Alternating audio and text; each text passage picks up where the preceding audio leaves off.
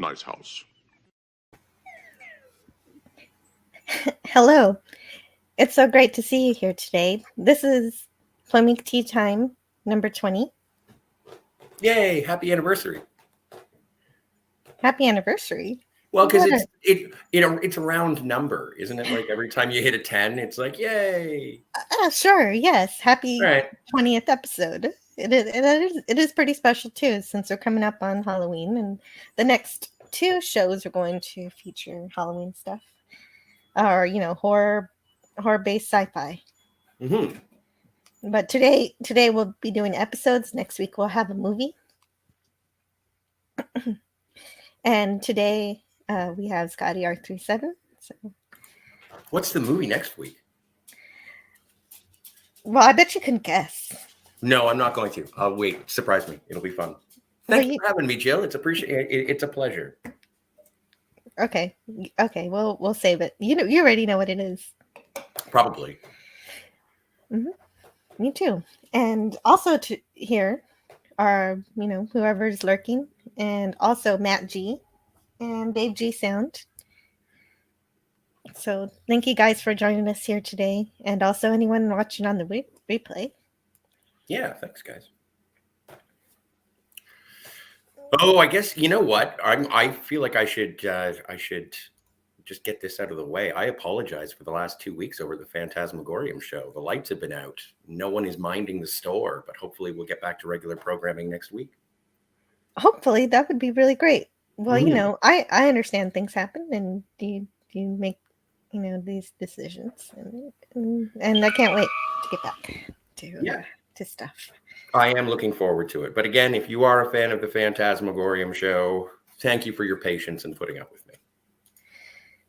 Yeah, absolutely. You're worth putting up with. Thank you. Now all we have to do is convince Kat. Yes, hopefully she agrees. Mm-hmm. And today we're going to have discussions on horror episodes and science fiction television. I have a few episodes to mention, and after that, then we can discuss any ones that anybody in the chat or on the panel want to talk about. So I'll star those whenever anybody wants to put those in. Cool. We can talk about them later. But first, I just want to talk about the first four I thought about. And so I kind of made a mistake that I only just realized today. So it's kind of too late to change it, but 2 out of 3 of the episodes that I picked to feature are both written by Brannon Braga. Oh. so it's no surprise because I like Star Trek, and Brannon Braga likes David Cronenberg, so he loves body horror stuff. And so that's why so much of that ends up in Star Trek and then in the Orville. Oh, okay. So those are the two, the 2 episodes that kind of are similar, and for some reason I don't exactly like the Star Trek Next Generation episode Genesis, but I do like the Orville episode Shadow, the Shadow Realms. Okay. So. Okay. Well, what do you mean you don't like Genesis? Well, I do. What I do. Well, I guess I could say what I do like about it. Yeah. I do appreciate all the work that went into the creepy monsters, and also this picture right here comes from the Star Trek 365 book by Paul M. Block, Terry J. Erdman, and so this was the only episode that Gates McFadden directed, right? Yes, I think so. Yes. And I think she did a wonderful job directing the creatures and everything, because she used her expert knowledge in dancing and choreography. Yeah. And so that if you got the episode on mute, it's great. No, see, yeah. Well, I just figured the script could use some work. Well, yes, it could have made a little bit of sense. Yes, right. Well, but there's a lot of weird things about this episode that I don't exactly like how there's a convenient failure on the ship that just so happens to get both the captain and Data off the ship. completely separate from the plot. So it's just a way to get rid of them and just, have them come back and act like they're entering a haunted house. Mm-hmm. Well, And as we were sort of briefly mentioning, in terms of season 7 episodes, this is obviously a season 7 episode. Season 7 of Next Generation is all over the place. it is. It spikes and valleys in terms of quality. Oh, my stars. I forgot that Nurse Ogawa was from the Planet of the Apes in this film. Oh, right. She's she definitely turns into, it's similar to what Riker turns into, a primate, a previous evolution of humanity. Yes, but on the flip side of that, we do have Barclay, who is a human who turns into a spider creature for some reason. Yeah, which is really weird because we do not cross paths evolutionarily with spiders. No. And we cross paths with a tree, but not a spider. Mm-hmm. It's just weird. A shark would have made more sense, but I guess they didn't do that because Troy already had like a amphibian creature. Yeah, which also, to a certain extent makes me wonder about the evolutionary profile of betazoids. Yes, but at least that I can't question. Since they just established that in this episode, we don't have a concrete history of their evolution, so I can't question it. It's fine. Fair enough. Yes. It's valid by omission, I guess. Right. Yeah. And so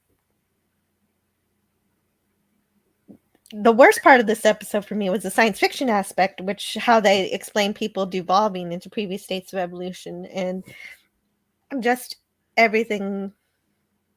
How do you get a virus from a white blood cell? How do you devolve into a previous state of evolution because of introns that have nothing to do with DNA coding? I guess they didn't know what they were for then, so Brandon was just like, let's make it up. Well, and I just sort of briefly touched on this. I didn't even know if I was going to talk about it live, but I remember watching this show, and I was in high school at the time, and we were learning a lot about sort of infectious diseases surrounding HIV and AIDS. And one of the things that we were taught a lot about is T cells, because HIV does go and infect T cells, if I remember correctly, like my grade. Yes. Science. I hadn't even thought about that. That is a good point. And so that is what, like, Barclay is infected by his T cell, and that is what gets transmitted airborne, I assume. And so I just remember feeling a little awkward at the time watching it, being like, this seems like it's kind of ripped from the headlines, because I wouldn't have heard about T cell infections if it weren't for, AIDS and HIV. And I was like, so this is space AIDS? Like, what is this? I don't understand. And so it seems like it was ripped from the headlines, but also added a little bit of a monster element. And I was always wondering, it was like, is this an appropriate episode? So it's always been fascinating to me. I had never heard this take on this episode. I'd never made that connection. So I'm very interested in that kind of parallel that you had, just because you were aware of the news and watching this at the same time. Mm-hmm. Because I don't have that kind of experience with Star Trek that I wish I had. And my stars, Tiger and Stripes. We have Tiger Stripes here. Hello, Tiger Stripes. Hey, you guys. Hi. And but also don't forget to double check my fact checking. This is memories of an early 90s television episode. But that's what I love the most, hearing about is personal experiences with this episode, how you felt during the time and what was going around you at the time that influences what you think about the episode. Because I don't have any of that. I binged it all in a year. Just fair enough, yeah. in kind of a vacuum of just Star Trek. Like, this is what I'm experiencing alone, separate from the cultural things that were going around. And what makes it really interesting to me, your idea about connecting it to that, is that the original idea for this episode was not to do monsters or creatures. It was actually to make everyone on the ship accidentally become a Barclay duplicate. Oh. I don't know if that's relevant to that or not. That would have been terrifying as well. Yeah. Just a bunch of. Hey, remember in Fallout where they have the vault that is just guys named Gary? Yeah. So it would be like that. It would be Barclays, just Barclays running around the ship. Yeah. So, yeah, it would. So, hey, Tiger Stripes, how are you doing today? I'm good. Happy Halloween. Yes, happy Halloween. Yes. This episode and next episode will be Halloween. Oh, super. Based. Sounds great. Themed. And I want to say hello. I want to say hello to the chat. Matt G was here first. And Hey, Matt G. Dave G. Sand. And you. Hey, look at me. I show up sometimes. Yeah, sometimes.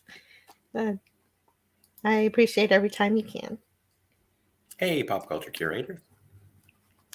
Yes. Working and lurking. Is that what he's doing? I don't know. Also, Philip Gaming. Philip Gaming. Phil. I call him my favorite krill. He was a krill on the Orville. Nice. A background actor. He's really super. fantastic. He does lots of other stuff too, of course. But that's my favorite. Yeah, that's so cool to be a part of that universe, even in whatever capacity you can. Yeah, it's really awesome. I have a friend, and I think I've told you about her before, but she was a background Klingon on Discovery. And so on one hand, I'm like, all right, fine. On the other hand, it's like, well, considering it's the only Star Trek that you can be a part of nowadays, I would do a background Klingon if I had to. Well, the actors, I don't blame the actors at all for, wanting to, eat and perform. So the actors are the people that I don't blame for Discovery. That is the writers, the producers, that is everyone creating it. But the actors are I don't ascribe the same blame to them. And actually, I did see some of that stream. I didn't finish it, but I did see the stream where you were talking to her. She's really cool. She is really cool. She just got back from TwitchCon. So Chandra Live over on Twitch if you want to go and check her out. And she plays games and cosplay, and she's really fun. Yeah, she seems really fun. And there's Captain Fandom Nerd, ahoy. Yes, hello, Captain Fandom Nerd. He streams early in the morning on Fridays. If you want to check out his morning brew. Oh, nice. Yeah. And maybe some other days too. You never know when he's going to stream. Yamas Queen Jess, Spider Barkley does whatever a Spider Barkley does. of which we actually don't get to see too much of what he does. No, he's just jump scare man. Jump scare man. Yeah. Oh, right. Okay. I got a picture of that, but I guess first we have that picture. We do. Amphibious Troy. Mm-hmm. I like how everybody gets so irritable at the beginning of the episode. Well, yeah, they spend so much time on, hey, we're going to just act weird, but not really care that we're acting weird. It's totally fine that everyone's acting aggressive and weird. They take so long to realize they should go to sick bay. Well, and also it's sort of a double-edged contrivance of having your director not have to appear on screen or in makeup that much, because worst case scenario, all you got to do is spit acid in her face. And she's fine, by the way. She just needed some reconstructive surgery. That's all. That's all. No, but nobody else needed some reconstructive surgery. The serum or whatever at the end totally cures everybody. Right. It's just back to normal. No uniforms were harmed in the growing into a giant rage monster.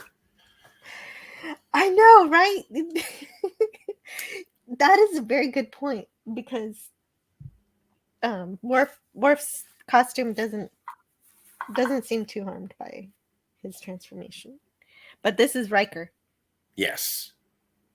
Riker turned into I don't know, not an Australopithecus, but something like that. Cro-Magnon man? Yeah, that's what I called him in the. I have a poll here. How stupid do you think this episode of Genesis is?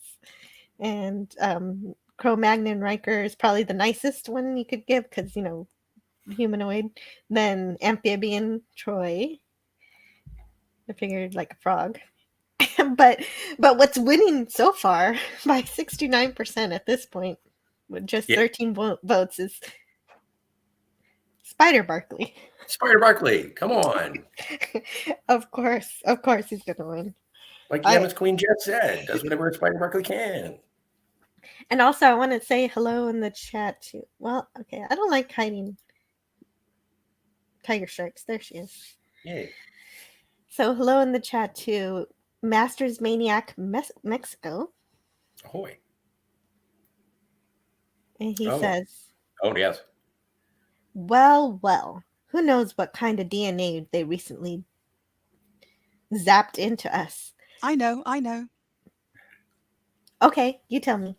Chimpanzee. Yay! Not DNA, mRNA. Right. Yes. And so that was to counteract the bat DNA? I no clue. But he goes on. I feel a strange hunger for flies, for example. Okay, you do the evil laugh, Jill.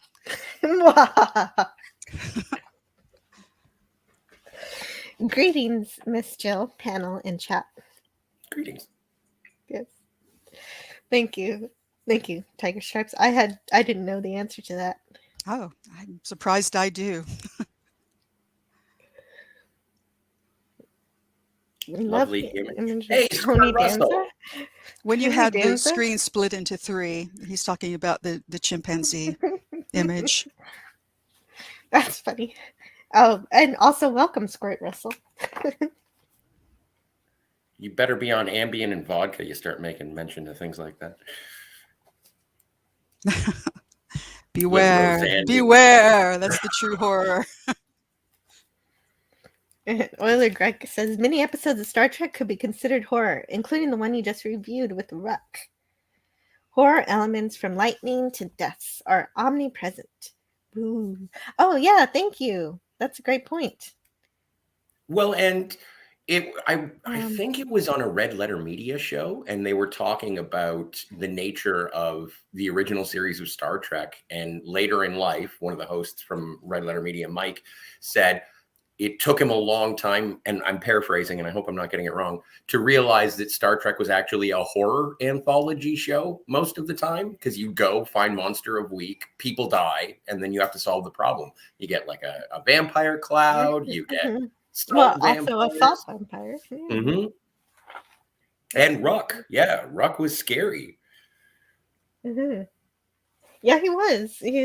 He well, we had said that he was probably what the aliens on the planet looked like, but really he was kind of like from the monsters, or the monster from Frankenstein. Oh yeah.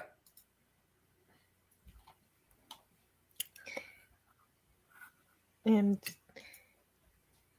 oh yeah. So fun when everybody says hello.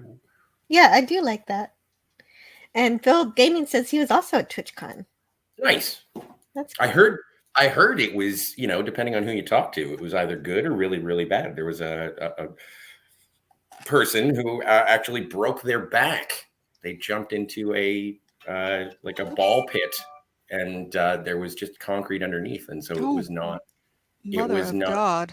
Yeah, so that was there recently. That was the one that just happened. Yeah. I think I vaguely heard about that. That's awful. No, this is news to me. Mm. How horrible. Oh, yeah. Especially, and, it's like it was a bunch of square styrofoam on top of like almost American Gladiator pedestals where they were having a thing, and then they finished. Was it just a photo op or something? And the person it was just mistook it for a legit ball pit? Is that the problem? It was just for fun, and she jumped off and landed on her coccyx. And could not get up. I had to stop the video, so I don't know what happened. Yeah, that. Yeah. So, but I'm glad that you made it out alive. Yeah, she didn't jump in any pretend ball pit. Why would you have a pretend ball pit or foam pit or whatever? Yamas Queen Jess says Ruck looks like Lurch from the Addams Family. There's a reason for this. Is that because he is? Well, yes. It's Ted Cassidy. Ted Cassidy. There you go. Yes. But yeah, that's great. The late, great Ted Cassidy. Yes, yes. I really like that episode, What Little Girls Are Made Of. It was a lot of fun. Yeah, and I enjoyed reviewing it. If you haven't checked it out yet, go check that out on Jill's channel. Melvin Deeply. That is so sad. I don't have Melvin any Deeply. DNA. My mother had me tested. Oh, it was a shallow foam pit. Sorry, I'm jumping ahead. It was a show. Oh, right. Okay. So it's like when you go into a pool and it says no diving. That's a good analogy. Mm-hmm. Well, and also, yeah, never jump in unless you know the depth. Right. Oh, hey, Philip Gaming says I was near that booth at TwitchCon. I was working at the Rings of Power booth. Wow. Nice. I hope they paid you. And well. Me too. Me too. Would you like to read this one, Scotty? Love to. TJ, a work in progress, says a pit should be as deep, if not more, as the height from which you jump from, and as you say, not a concrete bottom. Yeah, I was surprised they didn't even have like sort of a gymnastics mat or something. But yeah, no, it didn't work out. Yeah, safety concerns. Mm-hmm. So anyway, back to the fish. Oh. And actually. Oh, right. And this doesn't make any sense either because Nurse Ogawa, she was pregnant and she gave birth to kittens? No, Nurse Ogawa was pregnant, but also Spot suddenly becomes a female and right. And gives birth to kittens. And I didn't need to have a screenshot of the kittens, except kittens. Well, it's kind of funny with okay. That is not a kitten. That is not a kitten. Who is that supposed to be again? Is that Troy? That's supposed to be Spot. Oh, that's Spot. Who turned into a female iguana. And then you can tell she's a female because she has a pink collar. Yes. Right. Precisely. But when she gave birth to that. Yeah, but if the process of Spot turning into an iguana also transferred, the gender of what was once a cat, why would Data have a pink collar on his male cat? I don't know. Maybe I shouldn't be hung up on the collar. Well, because at the beginning, because at the beginning of the episode, Data finds out that Spot is pregnant. So at that point, Spot Data knows that. I mean, how it's stupid for an android to not know the sex of a creature just by looking at it. It's just like, okay. Like the dude's got tricorders all over his quarters. He would know Spot was a boy or a girl. Mm-hmm. Capable of reproduction. Yeah, especially when he's coming up with the, what to feed the cat. It's going to come up in some form or fashion. Yes, I would think so. So, but anyway. It's crazy. It is. So that's another thing I don't like about the episode, even though I like kittens. Data's cat was pregnant. Yes.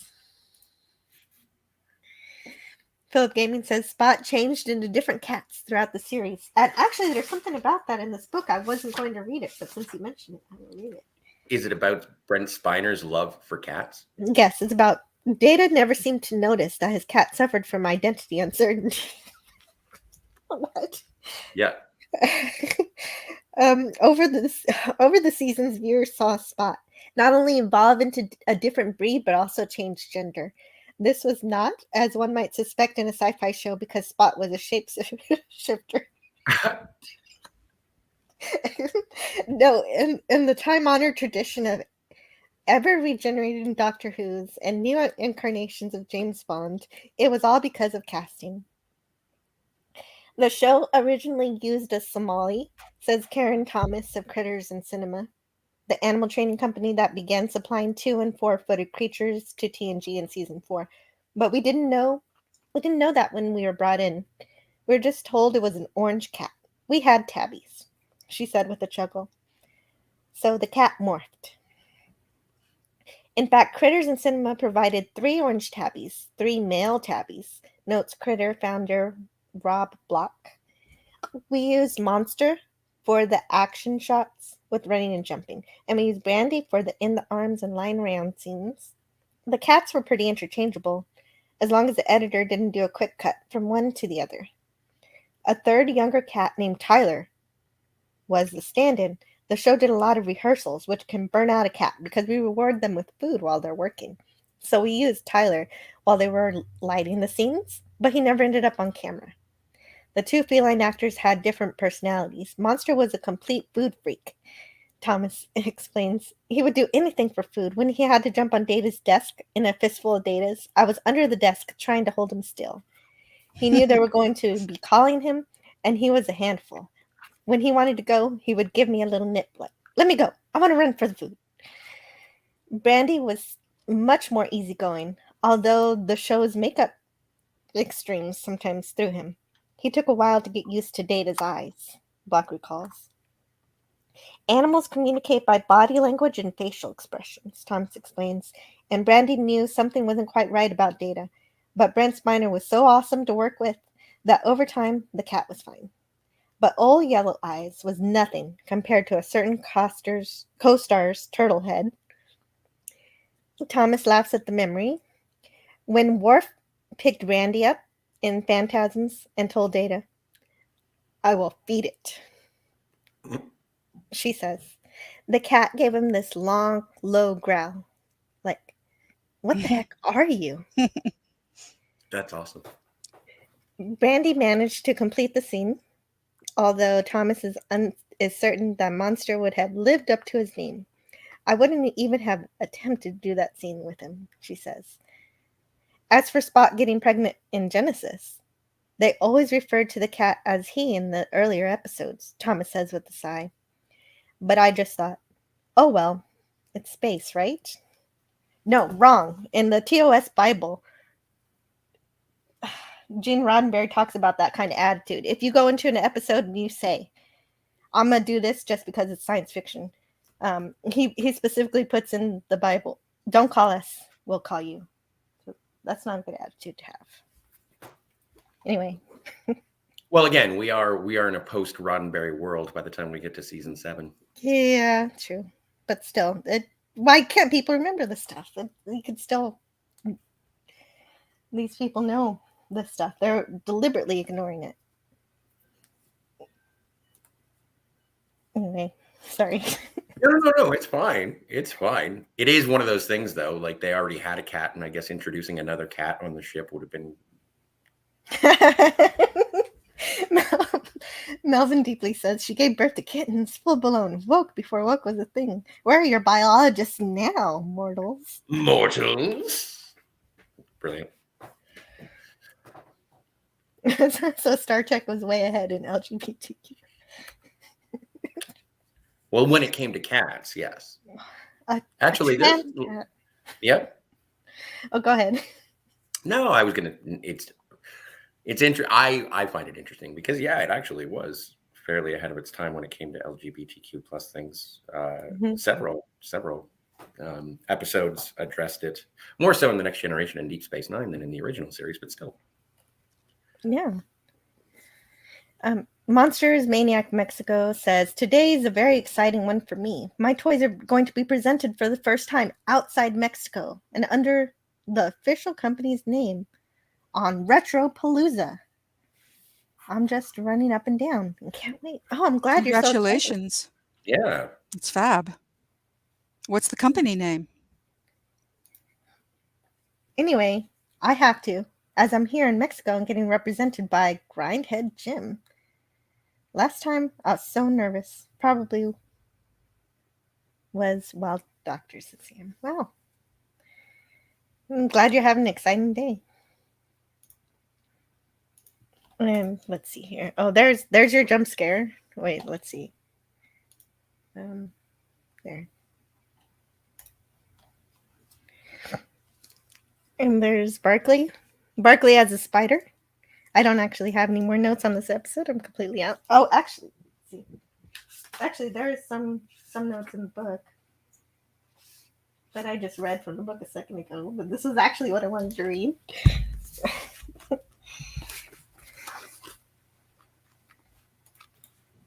Yeah, so then it gets into Red Dwarf. So I guess I'll go through what the book had about Genesis. So the term introns refer to sequences of DNA found in human genes that currently have no known purpose. Undoubtedly, scientists one day will discover the reason these sequences exist, possibly contradicting Data's explanation that introns are evolutionary holdovers. But lack of concrete evidence didn't deter Brandenbraga from writing about them. The concept that we have dormant genetic material from other species inside us that could manifest itself because of some kind of virus is kind of out there, Braga admits. Underestimate. Well, I'm fine with the suspension of disbelief of this wacky monster show. So I think it builds tension and okay. Yeah. No, you can finish. No, I'm done. Okay, it just builds tension. Well, but even if this were possible, the idea that you can just get a serum and just snap your finger in less than 5 minutes, everybody's okay, is just nuts. Which is why I think the Orville does a better job of it. It's poor science. Solve it. Yeah, I think so too. Yeah, I agree with you. I'm sort of suspending my disbelief precariously high. That's all. Because, he continues. He kind of sounds like you here. He says, but it made for a good, fun piece of science fiction. I really love the moment when Data informs Picard that he's going to become a pygmy marmoset. Yes. And with the Barkley spider, Jurassic Wharf, and Troy with gills. I mean, come on. That's awesome. Jurassic Wharf. Yay. I didn't realize that was a thing, but now I'm so happy that I've learned it. The hair and makeup people did an extraordinary job, Director Gates McFadden says. I think it's the best work I've seen on the series. Indeed, the episode received an Emmy nomination for Outstanding Individual Achievement in Makeup for a Series, but lost to Babylon 5. There's an awful lot of work for just a few frames of seeing something, McFadden notes. But it was much more frightening if you didn't give the audience enough time to really stare at it. I wish we could have seen more of Worf's character, Michael Westmore says, because there was tremendous detail. It's like an exoskeleton of a prehistoric thing from some Klingon planet. With the exception of Michael Dorn, whose character was involved in some stunt-heavy sequences, all of the actors who usually appear on camera played their transformed characters. One of the creatures that the camera did linger on was Commander Riker's Australopithecine. Mm-hmm. Jonathan Frakes didn't find portraying the ape-like creature all that taxing. It wasn't much of a stretch, he says, with a characteristic grin. Perhaps the oddest transformation involved Troy's metamorphosis into an amphibian. Marina had such a tough part. She had to go into the water in the bathtub in her uniform with her contacts and all her prosthetics. Wonderful stuff. And even odder, the sudden appearance of a bathtub on the ship. Yep. True. That is a good point. We'd never showed a bathtub because they supposedly took sonic showers, Braga admits. But Troy seemed like someone who'd like a good old-fashioned bath. And nobody asked about it. Believe me, we were questioned on plenty of things. I wish I'd kept a list of the insane stuff that came up that never saw the light of day. But nobody questioned the bathtub. Well, and we do subsequently see another bathtub, but on the Enterprise E. Yeah. Okay, so right. In a movie. In Troy's quarters, no less. And with bubbles and stuff. Yep. It's true. Well, I'd like to welcome to the panel Pleasant Valley Picker. He's here. Hi, guys. Hey. Hi, Oh, Scotty. my Hi, goodness Tiger gracious. Stripes. Hi, Hello. Jill. Hi. Yeah, a little late today. I slept in because I just couldn't sleep last night for some reason. It was one of those nights, where you just can't fall asleep, and so I just got up a little while ago, and I saw you guys were on. I wasn't sure if you were on today, Jill, because when I went to bed last night, I didn't see any notifications on your page. Well, I don't. Yeah, sometimes I don't post the thumbnail or make the stream whatever. I don't make the StreamYard. Well, I know I don't make the sometimes you'll like thing. the night before you'll put a little Sometimes. videos, upcoming video or whatever, little blurb. But But that's thanks for okay. being here today. That's okay. So- When I saw you were talking about this episode, Well, sure. Do you have anything to add? We're just finishing up talking this about is it. what Genesis. Yeah, Genesis. You want to see? Well, it's pretty darn freaky, I guess. Yeah, right. If nobody brought that up. And it is super freaky. The only transformation I think I didn't get that was interesting was the fish. That fish turned into a jellyfish, I think, right? Oh, right. Yeah. Livingston turns into a jellyfish for some strange reason. Yes. And that's it. This is still my favorite picture of these. I think this is cute. Oh, for sure. And also, like, as much as we're ragging on the episode, like, big ups to Gates McFadden, choreographer from Labyrinth, and what was it? I'm having problems with my darn mic. And from the Muppets Take Manhattan, I think she's on screen for that one too. And so she worked a lot with Jim Henson. And so for her to be able to direct it, it's fantastic. And also, Nurse Ogawa, before she turns into a primate, a chimp, I think her performance is really, really good. She sort of does she does act like a Planet of the Apes monkey. Yeah. Oh, yeah. True. I didn't remember that since I didn't rewatch this episode. So thank you for remembering. Just one of those things that I remembered, her little waggle, and it's like, yeah, you're doing a good job. So. The waggle, right? And that's something that Gates McFadden really helped the actors do is how to move as the creatures. She choreographed all of it. Yeah, which makes sense.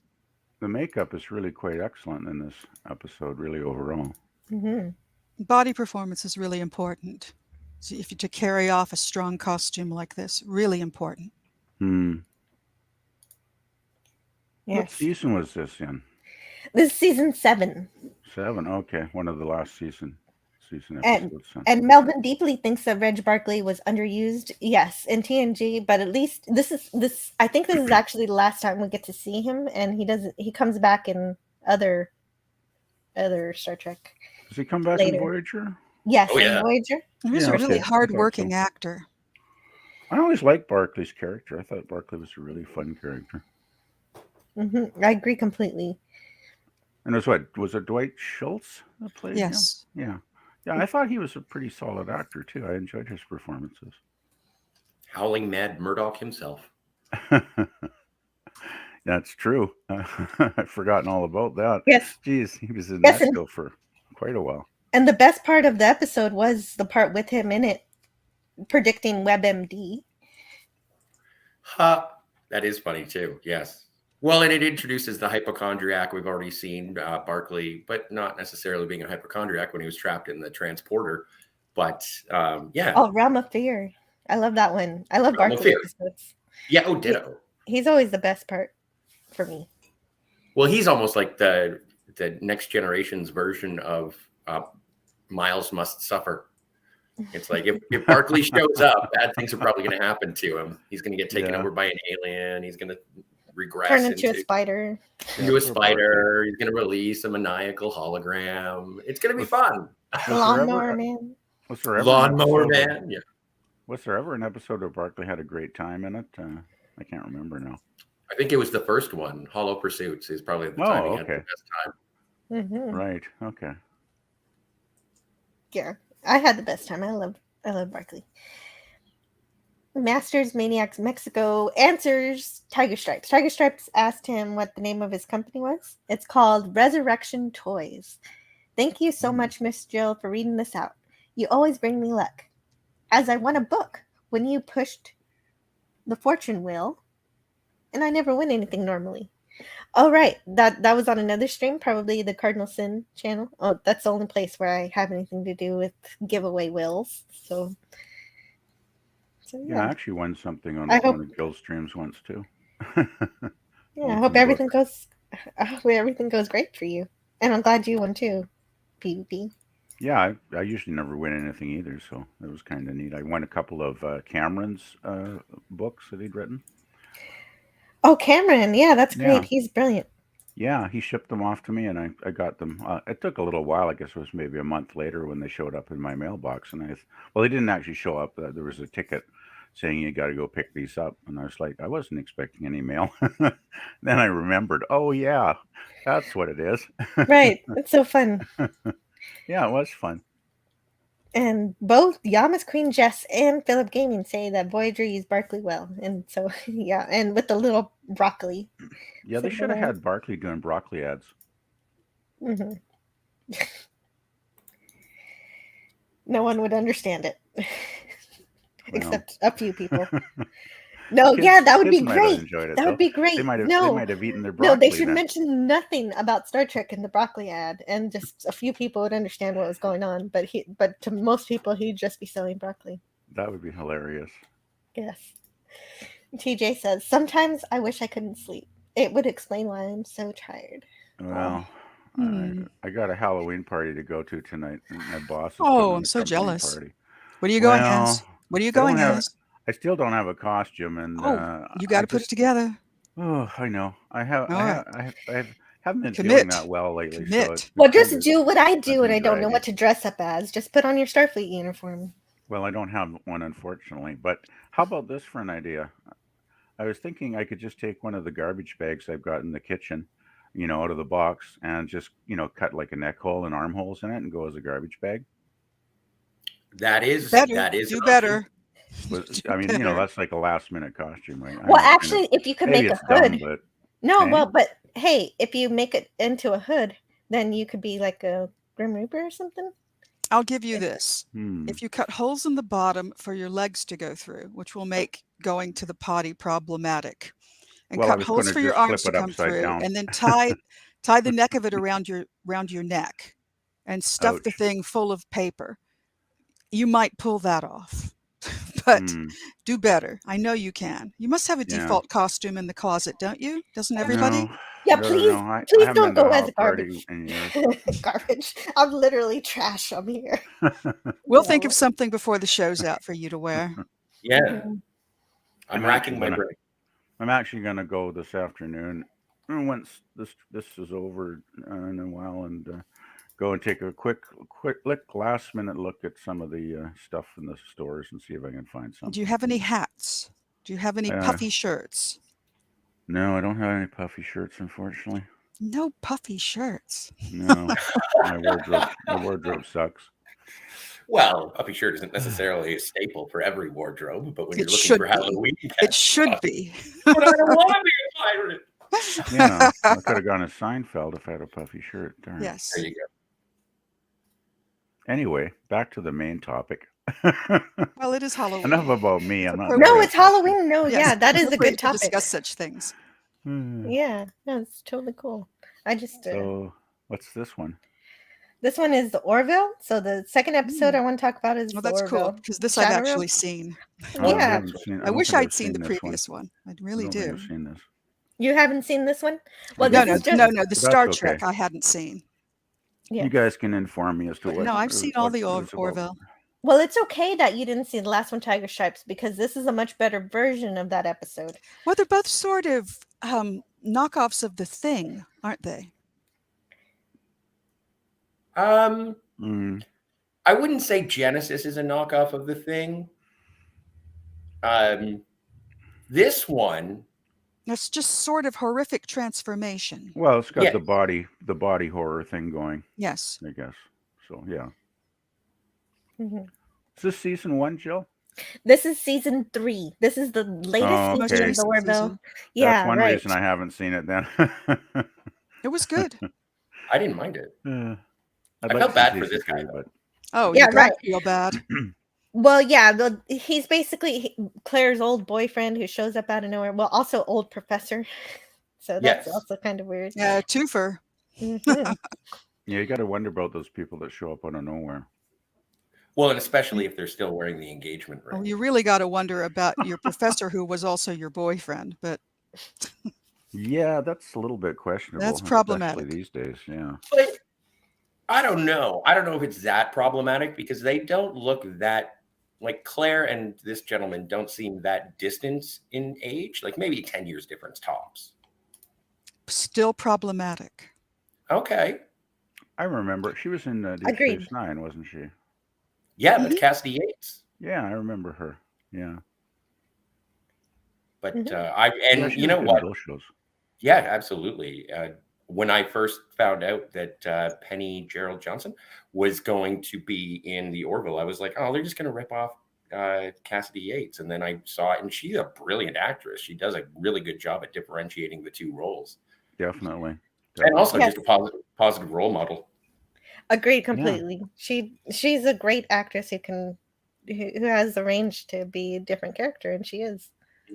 Except for her problematic taste in men in this particular episode through the character.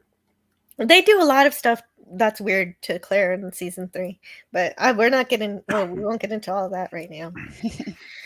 Oh, that's a cool looking ship. I haven't seen that one before. It's a Krill. Yeah. Have you seen the Orville at all? Yeah, I saw season 2, but I don't remember quite that configuration of ships. It's been a long time since I saw season 2, though. They haven't changed the Krill ships at all, really. Okay, I guess it's just been too long since I watched any. Mm-hmm. Could be the angle. And so, no, this is the scene where they completely ignore the Krill about how crazy what they're doing is. And actually, when I did a review for this episode, I had some videos, so I could just use my past work today. Alrighty. We appreciate the warning, and we'll take every precaution, but that area covers more than half the sector. We are explorers. So if it's all the same to you, we'd like to see for ourselves what's out there. We will not stop you, but do not expect us to save you. That's ominous. Okay. Yeah, you're right. The music's ominous, but obviously the characters can't hear the music, but just those words are ominous. And they continue to ignore it. Everybody. So I really love this episode, but at the same time, the entire crew completely ignore any kind of warning that they're hearing. Yes, there's some missteps scientifically in this. The red flags are just Yes. not popping up for them. Also, especially here. I know I speak for the entire Union when I say there's no greater gift than the promise of new knowledge. Salatala Kovaspa Koloi. What does that mean? It is a prayer for those who are about to die. Kind of like a Klingon would say. Well, yeah, so they completely ignore that too. And That too. it's just like this happens in Star Trek too, where they're like, okay, we're going to follow this scientifically, but they also take anything seriously that they hear. They don't just You'd hope say so. they don't just say we're doing this for science anyway. No, they take something. They understand that other cultures are going to have a different way of saying things. Well, what I love about it is how he's like, we're all about exploration and science, and you know, it definitely reminds me of Star Trek. I mean, it's like, yeah, we're all about exploration until we have to start blasting our way out of trouble, you know, and then we're just, you know, fighting to save our lives. Yeah. Oh, Affinity. Yeah, Captain Affinity's here. Welcome. Actually, let me just... Waving. And Cinema Gulp. Ahoy. Hi, Go Cinema check- Gulp. Go check out Cinema Gulp. He's been doing a Halloween mixer over the last week or so, and he's got some videos out and did one on Bubba Hotep, one of my favorite Elvis movies. I still need to see that. It's also a wonderful book. Is it? Yes, Joe Lansdale. Huh.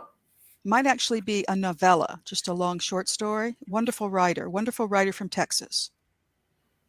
Well, that's great. And this movie, I hear it's a comedy. Yes. Yes. Horror So comedy. Horror comedy and horror. I prefer my horror to come with different genres, so that I'm probably gonna like it. So I'll check it out. Let's see. Let me see what the chat's been up to. So, oh, Dave G sounds going back to work soon. That's great to hear. And Barkley was better in Voyager than in TNG. Well, I loved him in TNG, but definitely he comes into his own in helping save the day for Voyager. That's fun. And more than once. I think he was in more than one Voyager episode, wasn't he?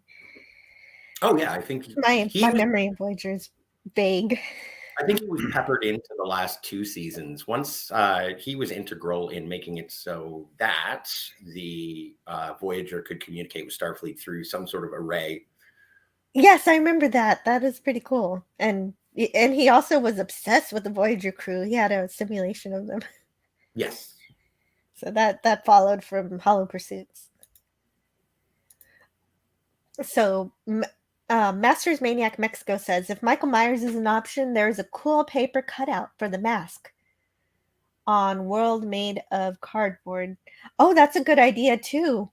PvP, you can make your own mask out of cardboard. Yeah, I try and avoid masks because I wear glasses, and it's kind of hard to, Okay. make it all fit together sometimes. So I try to come up with ideas that don't involve, throwing a mask on. Okay. So that does limit things somewhat. But that was a good idea. Thank you. Good idea, though. Yeah, definitely good idea. Okay, so everybody seems to want to help you with your costume, so that's really cool. TJ says, "Do you have pajamas, a sleepwalker, or just woke up from a nightmare?" Oh, okay. If you have pajamas, you could be a sleepwalker who just woke up from a nightmare. Yeah. Oh, that's cute. Yeah, I feel like pajamas. I feel like pajamas is more like a Christmas thing. Yeah, I don't know. Unless you have horror or Halloween pajamas. I appreciate everybody's ideas, though. But yes, I do like that. I do like that people want to help with that. That's fun.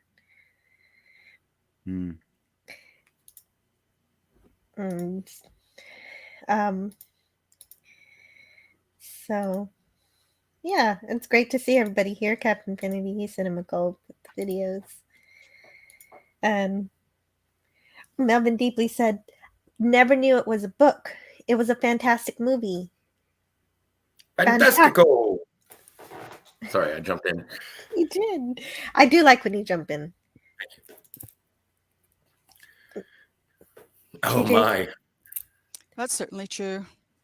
Oh yeah. Politics. My heart goes out to y'all in the UK. Yeah, I don't know. Yeah, didn't they just have one of their shortest serving prime ministers? Ever, I believe. Yeah, that I read about somewhere the other day. How long did he serve? I think she served about 6 weeks. Yeah, it was a she, and she didn't last long. 40 to 45 days, yeah. And she's quitting. Yeah. And she made a speech in Parliament the day before saying that she was a fighter and not a quitter. And then she woke up the next morning and said, you know what? It does not reflect on our sex. Wow. It bugs me. It does reflect modern politics in a way, though. Wow. People say one thing and then do the opposite. Right. I don't read the news much, so thanks for informing me on this. Just Captain Kennedy says about 44 days she served. Her surname was Truss, which I still find hilarious. Oh boy. And she didn't get the support she needed to say. And she was trussed out of there. Indeed. Well, it's always fun because I know you're not supposed to measure yourself against other people. Your own success is your own. But still, when a prime minister of the United Kingdom only has a job for 44 days, and I can truthfully look myself in the mirror and say, well, at least I've kept all of my jobs longer than that. It's sort of it's a feather in my cap. It's a yardstick for sure. There you go. Come on. I'm doing better than one UK prime minister. Yeah, you should take that as a win. Okay, thanks. Oh, Euler Greg, being in an alternative dimension would be a horror experience for most people.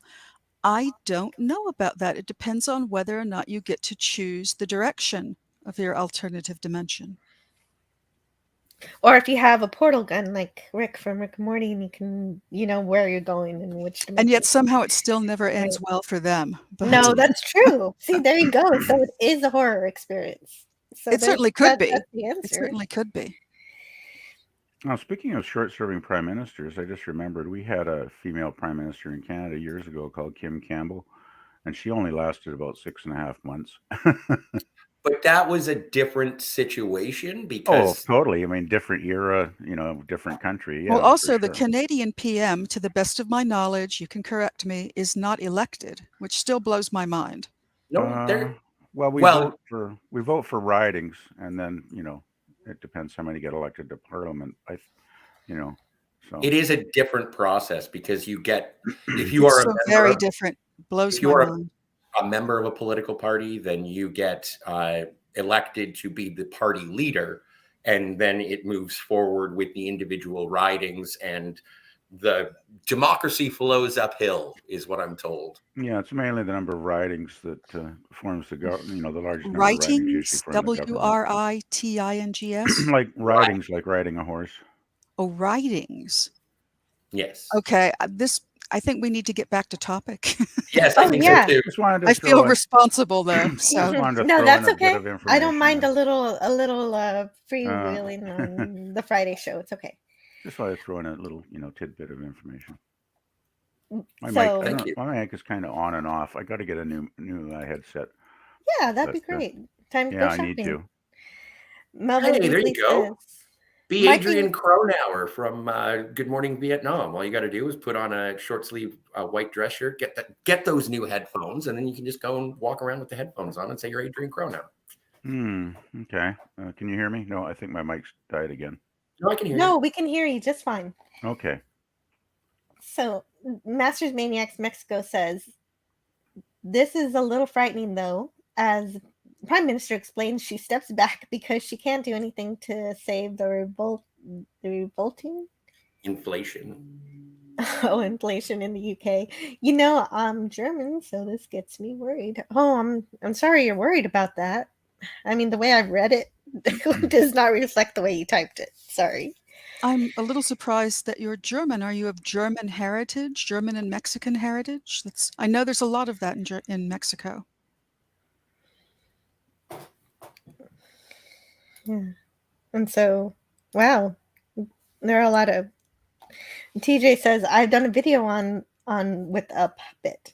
It could do a better job than who we have chosen at the moment.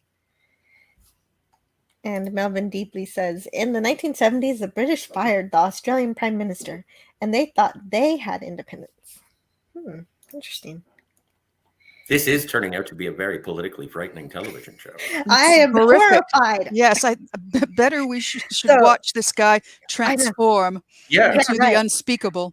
Right. So the Orville, we go from this nebula, this really cool nebula that, and everything, and then we go into the Expanse, what the Krill call the Expanse, which is absent of stars.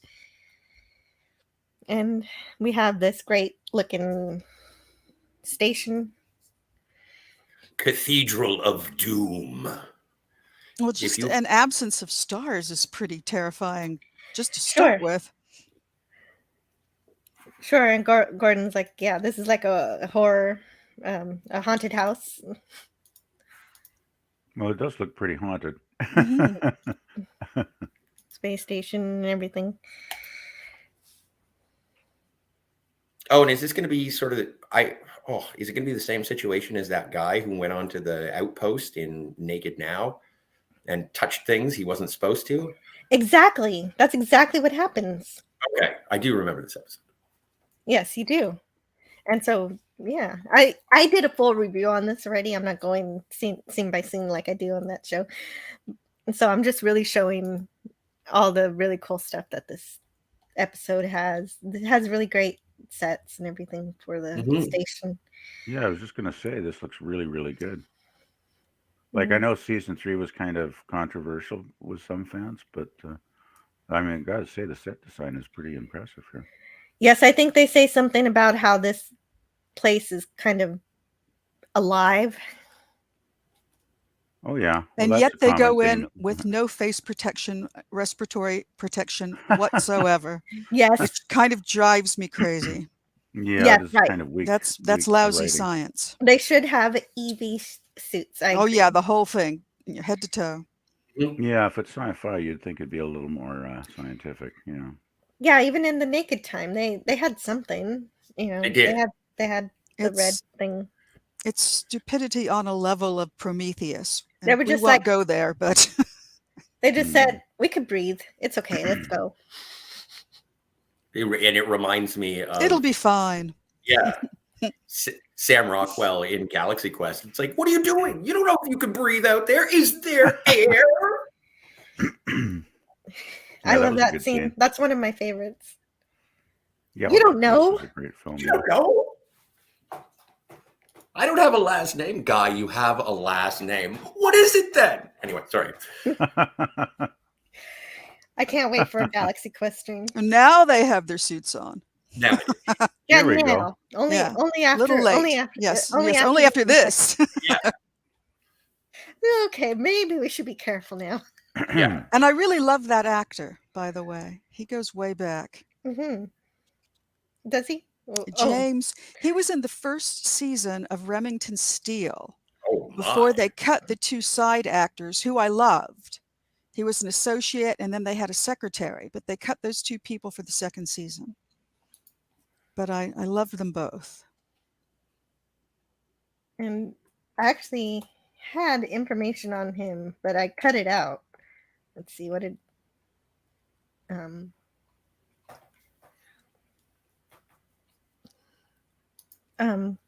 he was played by James Reed, who James was Reed.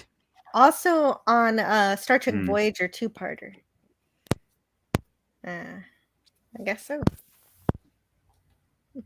Oh wait, Taylor and Baxter. Okay, but that was a different one. Anyway, I'm not on an actual review of this episode, so I'm not in that mode. So of course, like a goofus, he sticks his face right into this thing, Oh, well, that's a good idea. and so this is the result of having done that. Yeah. Yeah, his DNA is being rewritten. Everything. I'm gonna need new glasses. It looks like something out of The Fly. Exactly. That's Mhm. exactly what it's like. Yeah, I remember that David Cronenberg film. That was pretty creepy. No, the original film from the 50s was pretty disturbing. Oh yeah, I like that film too. I like Yes. both versions. Yes, but they're David both Cronenberg's was great. good. Cronenberg's was way over the top on the body horror. Well, that's your Cronenberg for you. yeah. And Great this is Canadian where director. This is where Dr. Finn discovers he's missing, and this is where the horror part of the episode comes in. And she leaves Nurse Park, leaving him to Die. I guess leaving him to yeah. For our purposes, yeah, he essentially dies. We don't exactly see him die, but we do know that he's been transformed, and we don't know what happens to him after that. Well, this is all very scary, but And yes. it reminds me, like, again, going back to Genesis and then this one, as soon as you turn off the lights on either the Enterprise or the Orville, all of a sudden there's no one left on the ship. Well, yeah, I was wondering though, since the time of the filming of this, whether that had anything to do with the COVID restrictions and stuff. But you're right. At least in Genesis, actually, I guess they at least had a whole bunch of different sounds on the ship from everybody. I guess everybody was politely, even though they were wild animals, they were politely staying in their quarters. And here, I don't know why everybody's in their quarters here. I guess. Well, this guy's super contagious, right? Yes. Unlike the Fly. Yes, all they had to do is spit in your face and you're infected. Yes. So I would stay in my quarters. Yes, I would too. Yes. But it would have been nice to have a directive, from. Yes, from the yeah, captain. that's where the science comes in. It would be great. Would be helpful. Mm-hmm. Yeah, you think there'd be a protocol when this kind of thing is going on the ship? Well, as first to things what, first. what to do. Wear your space suit. Yeah, or stay in your quarters. I mean, even.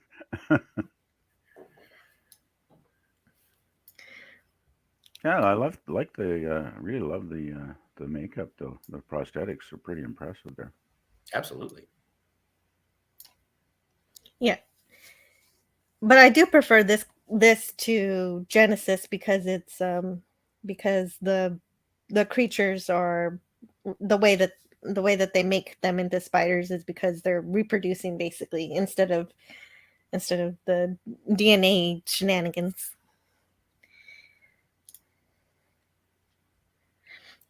So it is almost like capturing a host Hmm. for whatever viral transformation is going to happen. Yeah, and actually another reason I really love this episode is because it reminds me of Jurassic Park, and Jurassic Park was one of my favorite movies when I was a kid. So, one of those right here. That's this scene. This scene reminds me of Jurassic Park with Oh, the yeah. Yeah, Velociraptor, Yes. yeah, In I the kitchen. remember. and it has I that saw same kind of feel when you're watching it. I saw Jurassic Park when it first came out, and it was very popular. The theaters were packed, and boy, on a big screen, those dinosaurs looked pretty amazing back then. I saw it on IMAX too when I was a kid. Oh, lucky That's how much you! I liked it. I Wow. saw it It was multiple really times. the first convincing CGI by me. Yeah, I love the all the dinosaurs are great, but the T-Rex was like mind-bogglingly scary. Mhm. I liked Yeah, the Brontosaurus yeah, they were kind of Very cute. beautiful. when he sneezes on the kid. Oh, yuck! Yeah, yeah. First, And first Jurassic Park was great though, and the sequels kind of petered out after a while. and I really love the Jeffries tubes in the Orville. They did a good job. Hmm. Of course, we can't call them Jeffries tubes because that's for Star Trek only, but that's what these are. Yeah, I was just going to ask. I was like, did they have a name, or are they just like maintenance? I think they call them. What do they call them? I don't even remember. Okay. Corridor, conduits. Yeah, Conduits. Oh, okay. makes sense.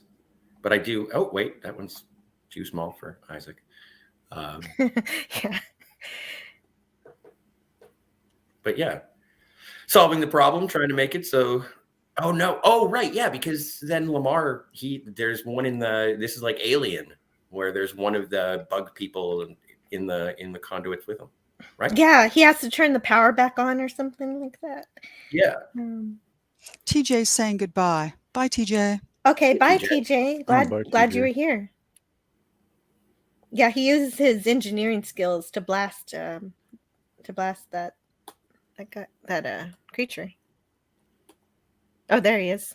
Oh my That was God. a good shot. When It this is. happens, it was kind of scary, but I don't get scared easy. But it was surprising. Jump scare. Mhm. Uh, And that was Oh pretty right. cool too. And then he locks himself in the brig, right? Yes, he locks himself in the brig so he doesn't die. That's great. Yes, which is a good idea. Smart. Yes, very good idea.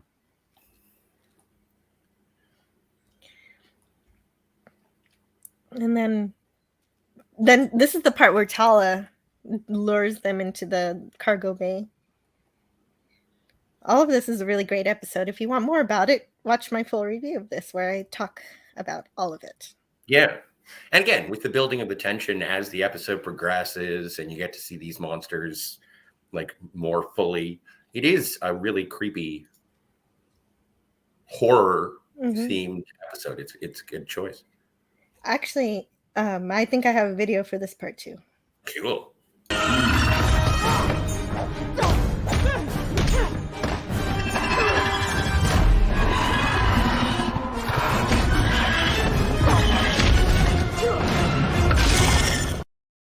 That's Yeah. very well done. Oh, that's well done. Wow. This looks great. Mm-hmm. Wow, I gotta see season 3 one of these days. Yeah, it's on Hulu. In Canada, it's on Disney Plus. Yeah, I don't have any streaming services at the moment, unfortunately, but wow, the costumes here are incredible. And so she's got the specimen Claire's gonna inspect it and she figures out nothing. But that's what's great about it. She can't figure out how to save her ex-husband. Wait, did they get married? They did I get don't married, know. right? Yeah, I think there was something about rings. Yeah. So they were Still married. hung up. Yeah, I guess they were. I don't know. Yeah, because I didn't review the drama part of this episode, just the monster part. Well, does But he ever turn back? No, he doesn't. He doesn't turn No. back.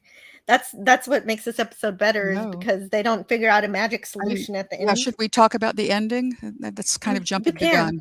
No, Yes? well, not really. Please talk about Well, it because well, I don't really. there clearly appears to be an iota of humanity still within him at the very end because he reasons. They appeal to him by logic and reason, and he seems to comprehend that. Yeah, see, that's this part right here. That kind of And- makes it even more horrific, really. Yes, indeed. But he That still is the knows. part that really gives me the willies. I'm getting the goosebumps right now. The thought that he's still inside there and is aware Yeah. of what he once was. And he's Yes. That's self-aware really and disturbing. yeah, and that's really scary. and he was a vice admiral, so he knows a lot of stuff about the Union. They could become a terrible enemy of the Union. So it's kind of and- like, yikes, I won't have that admiral job anymore. So PvP putting his spin on it. Oh, look, there's a Nano Moss waving. Hey, no. yeah, so here's the last video I have on this episode. Okay.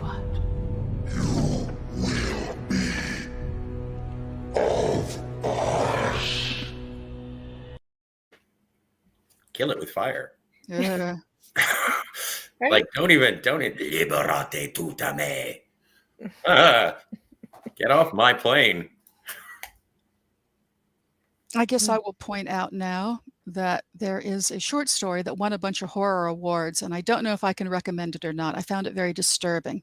I believe it's called The Things, and it's basically the thing from the alien's perspective. Oh, And it's really disturbing, but it's like that. Does sound interesting, though. Yes. Deeply creepy. Can't recommend it. Very disturbing. But it won a lot of horror awards. Okay. It's available online should you really adore disturbing horror and want to read it.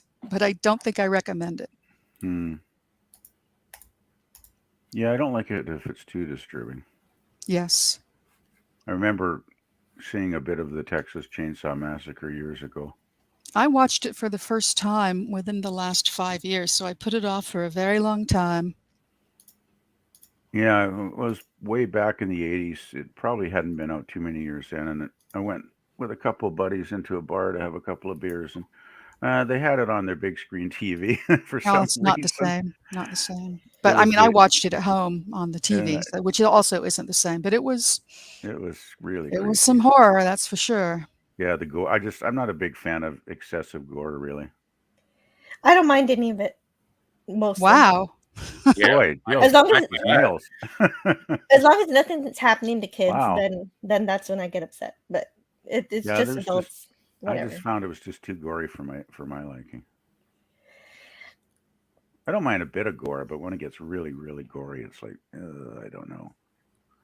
Not for me. So Oh, Masters Maniac Mexico. I think that's very cool. yes, Master Maniac Mexico says I'm a genuine German because this was asked earlier up in the chat or on the panel, who came as a doctor and stayed as a husband. Very sweet. Very Been living sweet. here for 13 years. Cool. And Matt G is here. Hello, Matt G. And Captain Finity says the Canadian Prime Minister is. What? The Is he son really? of Castro. No. it Well, is- no, he says that a lot, but I'm like, no, that's not true. Why does he always say that? Well, because I guess the way he acts, he's such a dictator that. Well, I know. also Justin's But now father. I don't. Actually, Justin's father was a good friend of Fidel Castro. Actually, Oh, okay. Thank you, PvP. I didn't know the related Yeah, context of it. Pierre Trudeau, his father, did visit visit. Oh, geez, Cuba. Cuba. Yeah, thank you. brain cramp. But yeah, they were quite close, actually. Very good to know. I don't want to besmirch his mom, though. I don't want to. And his mom. Poor Margaret. But, Margaret, the flower child, when Pierre married her back then. Interesting life story that Margaret had. Yeah, they were quite a couple, actually. They were pretty. I still recommend the short interesting. story on Bubba Hotep. Anything by Joe Lansdale is absolutely worth reading. And he does write horror as a genre. And a crossover with Army And of he Darkness. puts a beautiful spin, his own spin on everything. I'm forgetting. Did they actually make, or did that author write a book for Bubba Nosferatu? I don't know. Because I know that there was some rumblings of trying to get it made, and then it just fell apart. Because they were going to make a sequel to Bubba Hotep, but I'll look into it, but I don't know. That I don't know. Okay. I know that Joe Lansdale wrote a comic for the Lone Ranger, and he wrote that when he started, he was really unsure on why he was the person they wanted and what he was doing. And somebody said, "Look, Joe, they want you. They want your spin." And he's like, "Oh, okay." And he found that freeing. Nice. And so he wrote his own twisted, horrific version of the Lone Ranger and got into trouble. Well, something created with so many different mediums has to be really good. I need to put this. I don't know if this movie is even on my list. I think it's on my list, but I don't know how high. I don't really have a kind of priority, so I just have It's to remember. good. It's also very close to the story. Straight up. Yes. That's great. That's always very good when, I mean, a movie is never going to be exactly like the books or anything. Correct. But it can't be. But if they at least try to respect the it's very close to the story of it, that is good enough, usually. And Captain Infinity says, none are so successfully enslaved as those who falsely believe they are free. By Goethe, probably. Goethe. Yeah, but Goethe. The probably is problematic. I think one should be accurate. Thank you for the correction on the pronunciation, Tiger Stripe. Oh, I don't know why I know that. Yeah, no, that's great. I'm so happy when I can learn how to, because I mostly read things, I don't listen, so I would never know. Dalek451 says, "Oh man, I didn't notice you were live until now." That's a pretty good Dalek impression. Really? I didn't mean to. You got the man. I just really like Dalek451. I'm glad you're here. Hey. Hey, Gorilla. And every time I don't say something, it's because I'm trying to write down the names so that at the end I have a list of the names that are here. Very clever. Over here. Yes. Well, like lots of things on my channel, I'm inspired by Clobber Times. All the things he does on his channel are He's really good at shouting out people. Yes, and I love that. Jimcock does it too, and so all my favorite YouTubers do it. So there we go. Yeah, it's always nice when they acknowledge the chat. Kind of makes it more worthwhile and fun to be in the chat when that happens. Cronenberg and his bone guns. Yes, which is deep cut, yo. I don't know how many people have seen Existence, but yes, there are biomechanical guns that are made of bones. It's gross. And hello to Anonymous. I haven't written Anonymous down yet. And thank you for clarifying. Claire and Buggy were engaged before he succumbed to his bughood. Oh, engaged. Okay, they didn't get married after all, so it was only they were only fiancés. Thank you. That's what I remember. Mm-hmm. I couldn't. Yeah, he kept the ring on him because she refused it. So it's particularly touching because who does that? That's pretty deep. And of course, they do include that drama. It does make sense to include it in order to have a reason to care about him. I just didn't include him here because we're just looking at monster stuff today. Yeah. So, Gorilla's Random Thought says, "What about the most? What? butt puckering. That's how you know when you're really scared. When your butt puckers up, that's when you know you are frightened. It's fight or flight response. When 15 Borg cubes drop out of transwarp. That's a very good point. The horror elements in things, just in terms of the Borg, that is true. The Borg themselves are a horror element in Star Trek. Body horror. Thank you, Gorilla, and welcome. Yamas Queen Jess says, I'm not a fan of people not being on top of the food chain, yet Audrey 2 having a personal snack doesn't bother me. Feed me, Steamo. That's very odd, Yamas, that Audrey doesn't bother you. Perhaps you have an affinity for plants. Aliens. And people are not on top of the food chain. There are things that would eat us if they could catch us. Oh, yeah.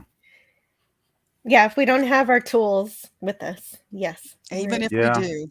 Well, living here in BC, I'm all well aware of the animals out there that would make a snack of us, My last job was at the zoo, the LA Zoo, and I was not an animal person, so I had very little interaction. But there was one time where I was out with my boss, and the tiger keeper said, "Gonna feed the tiger, want to watch?" And we both said, "You bet." And so we went into the back, which was very cramped, and I had my back against a wall. The cages were pretty close. We watched the procedure, but there's some point when the tiger was very aware that it was about to eat, and it began to holler loud, scream and yowl, and very butt puckering. Let me tell you, it takes you right back to being in the cave with the sticks and the cave tiger coming through. It was terrifying. Yeah, especially if you're in a cramped space, that would really be right. If you're not trained it was surprisingly frightening. Yeah, it sounds really scary. Wow. Yeah, it was great. You really feel like you're alive when you the old adrenaline walk away from that. That's why adrenaline kicks in, eh? That's why people go into the cages to meet sharks. Hard pass. Well, I'm glad they're meeting them and I'm not. That was actually, it wasn't butt puckering. It was because I was snorkeling off the west coast of Australia, and I was in a reef, and there was a reef shark. And so I farted in the ocean because I was terrified. And then I ran on water back to the shore. It was great. And everyone said, it's just a reef shark. It's not going to do anything. And I was like, I don't care. Don't care. Do not care. Shark is a shark. Yeah. Yep. I didn't go and shake his hand or her hand and say, they'll take your fingers. Yeah. Maybe that's all they'll take, but you'll still be missing fingers after that. Mm-hmm. True. I encountered a shark too, but it was just a nurse shark. I was in the Gulf of Mexico and everybody was swimming in the ocean, and then everybody was suddenly not in the ocean. Oh God! I was thinking, And I was completely unaware. Nobody told me until I turned around and, hey, hello. That must have been a bit of an interesting moment. I don't even know what you do in that situation. I swam back to the boat. Excellent. That sounds sensible. They're like, it's just a nurse shark. No, there's no such thing as just a shark by me. Yeah, ditto. Unless they literally don't have teeth or something. But. And so Dalek451 says, going by the thumbnail for this, were you going to talk about Red Dwarf, or is that to come? Yes, now.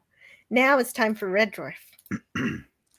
Well, I think you should get Dalek in here, and I should maybe make an exit, because I don't know how much I have to offer on this.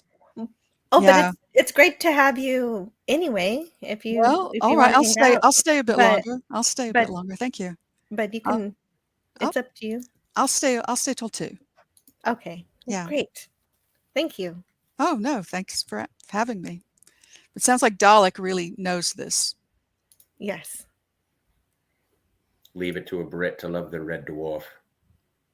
Mm-hmm. And Yamas Queen Jess says, I was talking about how scary it is in movies and anime when people are treated like frogs. To Baby Yoda. So I just don't know. I really get a thrill when dinosaurs eat people in the Jurassic Park movies. I just sometimes people sum that up. What are the Jurassic Park movies about? I'm like, they're about dinosaurs eating people. Mhm. Yeah. Wasn't there a scene in the first one where there was some guy, he was in like in an outhouse or something? Or Yes, that yes. was a great scene. Oh, a lot of people get eaten in those early Jurassic Park movies, whether they deserve to or not. Yeah, it was a lot of fun watching that for sure. Mhm. poor Mr. Arnold. So the third episode I wanted to show you today is Red Dwarf's polymorph, which, well, the thing about this is that Scotty's never seen Red Dwarf before, so I might have to explain a few things here and there. So I remember this one. Me too, I've I seen fear. Polymorph for That's sure, but great. it's been a long time. So you're still, hopefully, your thumbnails will refresh my memory, I'm sure, Jill.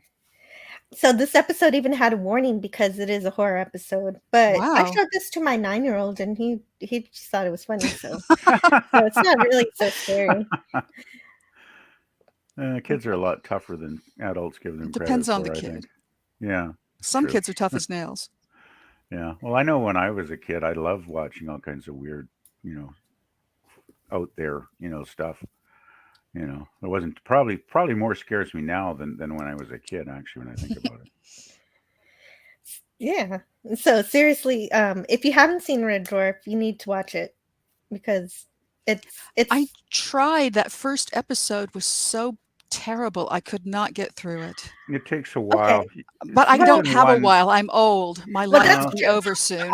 I think season one's only like 6 episodes, though. Well, It that really helps picks if up when true. Crichton comes into the show. That was when it really picked up for me. But it's okay if you don't like Red Dwarf. We're going to Oh gonna no, have, you should go kind of like forward. everything. yeah. So if it's not your cup of tea, that's okay too. But I think it's the perfect blend of science fiction and fantasy, and in this case horror. But it also mixes other genres, and of course, always it's a sitcom, and it even has some futurism in some episodes that remind me of Star Trek. Oh wow. And Yeah, it's quite a it combination. has everything. I It's so understand fun. there's an anthropomorphic cat. That's always a plus. Yes, I will talk about that in a little bit. It has everything. It's a lot of fun. And so, like I say, usually with my Orville reviews, I'll skip much of the humor. So if you want to watch this, you'll have some great things left to see that I won't show. And actually, this is going to come up again. This was a still from the actual theme song. So, so there's the Show that to you every week, do they? Well, they have a whole bunch of other clips in there, but I just included That's a that one deal. since it's from this episode. Genetic waste. Yeah, so somebody threw the polymorph away in this garbage can here. Well, I don't blame them. Well, it says clearly on the side, do not open. Yeah, that's great. Mm-hmm. Yeah, so who did open it? I don't even remember. Well, it doesn't really matter. Knowing our boys in general, it could be any one of them that just decided, well, what the heck, let's go ahead and open it. Yeah, I don't think they actually show that. So we open from the polymorph's perspective. I love it. That's great. And so the voiceover says that the creature inside is extremely hostile. Oh, okay. It came with a voice warning too. Nobody heard the voice warning. Nobody saw the warning on the canister. But okay, it says the creature inside is extremely hostile. It feeds off the human psyche, seeks out the deranged, the unbalanced, and the emotionally crippled. So that's just a slight against the crew of the Red Dwarf in general, which is kind of funny. So then we get a great view inside the monster as it hunts for some prey, seeing itself in the mirror. It's scared of itself. Oh, wow. Yeah. It looks like Teddy is scared too. Yeah, so then it turns into a bunch of different things. So we see immediately Oh. to establish it's a shapeshifter. Oh, that's good. Hilarious. Yes, and welcome to the stream, Dalek 451. And if you can't tell, actually, I'll show you real quick. Dalek has a little bucket, a little Halloween bucket. Nice. So, It's well, trick or treat. Yeah. And so everybody give Dalek some candy if you can in the chat. Hi, Dalek. Thank you. You're welcome. I had to get it. I had to get up here. I mean, if you're talking about, you're not just talking about Red Dwarf. You're talking about a great episode of Red Dwarf. You talk about polymorph. There's no way I couldn't stay out of this. I had to get in here for this. Mhm. Yeah. Right, absolutely. You love this episode, don't you? I do too. I love this show, and I love this. This is a fantastic episode of one of the best seasons of the show from season 3. So yeah. Yeah, it is a great episode for sure. Yeah, so it's a shapeshifter who can turn into anything. So I was just going through some of the different things it was. Yeah, it's hilarious. This is great. Oh, my. Oh man, some of the things it turns into here. Oh, that's it turns good. into a bunny. Great. Polymorph. I love that it turns into a bunny because that shows it can not just be an object, it can also be a living creature. It can be literally anything, this thing. And there's Lister. Lister with his vindaloo is curry, which is a thing, one of his things that he loves. Yeah, he's kind of addicted to curry. Stick my meal, please, Dad. There's Crichton. Yeah, Crichton's here to clean up. He's a mechanoid they found alone on a planet. He's pretty cool. He's awesome. Yeah, we first meet. I love how he uses the vacuum hose. Is hilarious. We first meet Crichton in season 2, but he doesn't stay. He doesn't become a full member of the cast until season 3. In season 2, he's only in it for 1 episode. Yeah, and this is great right here. I mean, it's a classic. The groinal sockets. Yeah, right. He could put any attachment there. It's so useful. No, yeah. Oh, jeez. Crichton was such a great character. Mm-hmm. Who played Crichton? I'm trying to remember his name. Robert Llewellyn. Llewellyn, of course, right. Oh, I'm so glad you're here. Like I wouldn't know. Yeah, somebody's phone is brilliant ringing. in that role. I actually almost met Robert Llewellyn once. Really? Yeah, well, when I say almost, well, here's the thing. I went to a convention very close in Liverpool, not that a few years ago, and on the way out, I wanted to meet. There was a specific person I wanted to meet and get their autograph from. I wanted to meet Sophie Aldred, the woman who played, Ace in Doctor Who. So I wanted, but here's the thing. On that same, one of the other guests was also Robert Llewellyn. So, and I think I did catch a very brief glimpse of him as I was on the way, because he was at the same. He was at the autograph tables. He was just a few seats down. I did briefly see him. I didn't actually go up and talk to him because I went to go and talk to Sophie's before we left. So, but yeah, I almost met him. Oh, Wow. so you just ran out of time. Well, like I said, we were on our way out, right, from the convention. So I just thought, hey, I have to go and speak to Sophie before we leave. And I did, and I got her autograph. Nice. Oh, that's cool. Oh, perfect timing. There's Cat. Scotty, I wanted you to come back. And there's the cat. For a cat? Danny John Jules. That's his name, Danny John Jules? Yeah, That's Danny John Jules. That's the guy who plays the cat. That's the actor. Oh, I believe the cat's name is the cat. Yeah, That's it. Yeah, that's it. He's just the cat. He's just cat, Cat. or the cat. Yeah. Yeah. Huh. Well, yeah, the actor is great because he's a dancer, and so he uses all of his dance moves in his performance as the cat, which is really fantastic. But as the character, he's the descendant of Lister's cat, and so because of that, I have to tell you a little bit. That's right. Yeah, Lister's cat, who, funnily enough, he called his cat Frankenstein, despite his cat being a girl. Right. Yeah, Frankenstein. Well, so I got to tell you a little bit about the begin. This is where I'll tell Scotty a little bit about the show. Lister is the lowest ranked officer on board Red Dwarf, which at one point had a full crew and everything. But the second lowest ranked officer, Arnold Rimmer, who we'll see soon, messed up so badly that an accident occurred, killing everybody except for Lister and his cat. Yeah.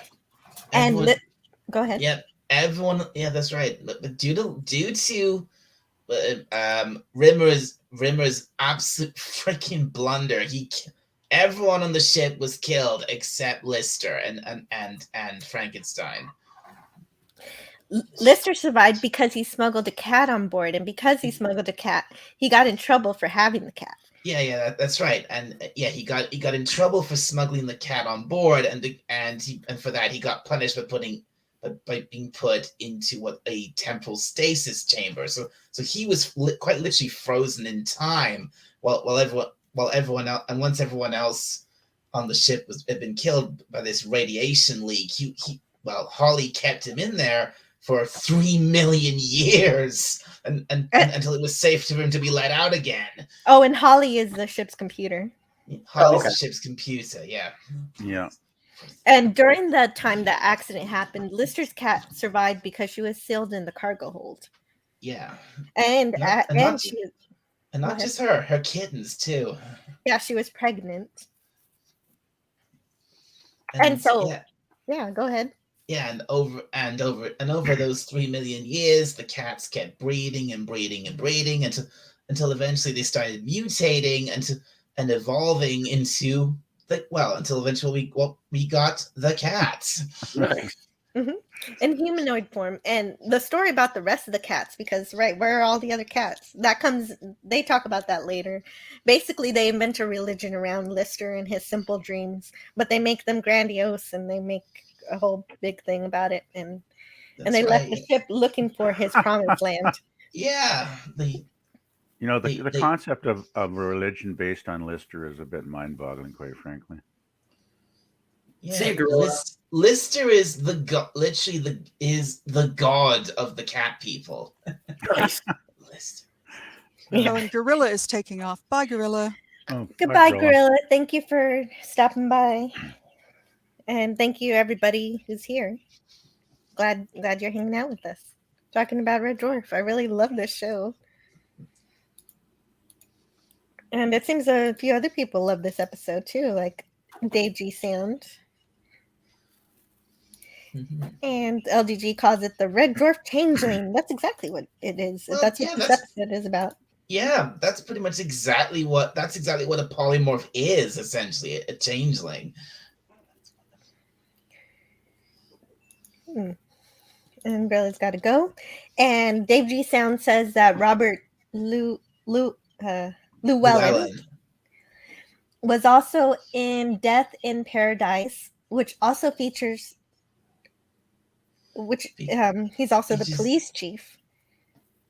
Oh yeah, that's right. Danny John Jules was in Death in Paradise. The actor playing the hologram who first beamed to inspect the dwarfers in Holoship. Oh no, not Robert. Not Robert. That wasn't Robert Llewellyn. That was who is this? Danny. What was his name? Danny. He's this really big actor. He's got this great distinctive voice. I don't remember his name though. Okay. Thank you, Dave. So if you find that out, Dalek, let me know. Otherwise, I just won't know. So. He's the guy who, I remember that bit. He's the guy who did the big, he kept saying Binks to Enlightenment and Lister going, Lister to Red Dwarf. That was a great scene. I actually don't. Sorry about that. Spoilers. Well, that's okay. When there's spoilers for something you don't know about, it's going to be fine. I guess it just shows you how much I know and love this show. Yeah, it's incredible. I love this show too. So Lister's using. He was tired of. I don't know. He decides they don't have any utensils on board, so he decides to use a bunch of medical tools. The whole bit is kind of funny because it's really also very disgusting. It is quite a place setting. I kind of like the candle holders appear to be beer bottles of some sort. Right. And it's funny because this is also where they first encountered the polymorph. Well, I guess it's their medical stuff. They're like medicine bottles, probably. But that basketball is the polymorph. yes. And then right. And then this is Arnold Rimmer. He's watching an old home movie of when he was like bullied, but he's pretending it was a happy time. And yeah, when he was picked on by his brothers. Yeah. So then the polymorph turns into an extra sausage, which attacks and tries to poke out. This bit is hilarious. Oh, jeez. This is great. Nice screenshots here, Jill. Oh, thank you. Oh, right. One more thing about Holly. Where is she? We haven't seen Holly yet. I don't have Holly yet? I don't think we've got Holly yet. At least I haven't seen Interesting Holly thing yet. about Holly is she... That's why I wanted to get to her. For a good chunk of the series... Have you got any? Have you not got any pics of Holly? I thought I did. I didn't see any Holly yet. Okay. Maybe Holly's coming up soon. Sure. That's a nasty looking sausage, by the way. If you see a woman, if you see a blonde woman's head, that's Holly. Mm-hmm. Wasn't Holly a male at first, though? He was, yeah. But then by season 3, I guess, yeah. But things had changed. He just decided to be a female in season 3. There's Holly. There we are. Played fantastically by Hattie Hayridge. Yeah, Holly was a good character. Right, she was trying to warn about the life form, but Rimmer is ignoring her. But yes, she was a male at first, which is a whole nother thing to talk about. Which is another whole thing to go into with this show. Right. Yeah. But they never make a big deal out of it. It's just, I just wanted to be this other AI that I fell in love with. So now I'm her. That's right. That's right. Because basically, Holly met him at the end of season 2. Holly met an alternative female version of himself called Hilly, and they fell in love. And it's at the beginning of this is explained in a little like Star Wars style word. Short? You know the word crawl you always get at the beginning of the Star Wars movies. Well, you see something like that where it's explained that after meeting Hilly, he decided to remake himself to look after her. So Holly we have now a female Holly. Yeah, that's right. But she does go back to the original actor eventually. Yeah, at the end of season 7, I think that happens. Yeah.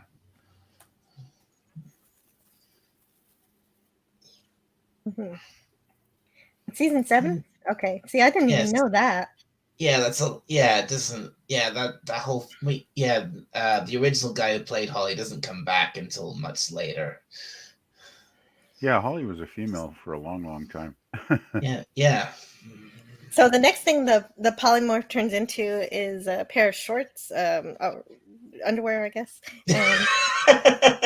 Pretty tiny underwear. Yeah, Lister puts them on and they shrink and things. That's right. And Crichton has to rip them off. and it looks super awkward when Rimmer comes in and Crichton's trying to wrestle his Lister's underwear off. Yeah, and then it's a snake, and then we see its true form. Ew. Yeah, great. That's what it really looks like. And then we get explanation on the polymorph. Holly says, no, it's from Earth, man-made. I checked out its DNA profile, some kind of genetic experiment that went wrong. And Crichton says, apparently it was an attempt to create the ultimate warrior, a mutant that could change shape to suit its terrain and deceive its enemies. And then Kat says, so what did go wrong? And then this is brilliant. He just goes, "It's insane."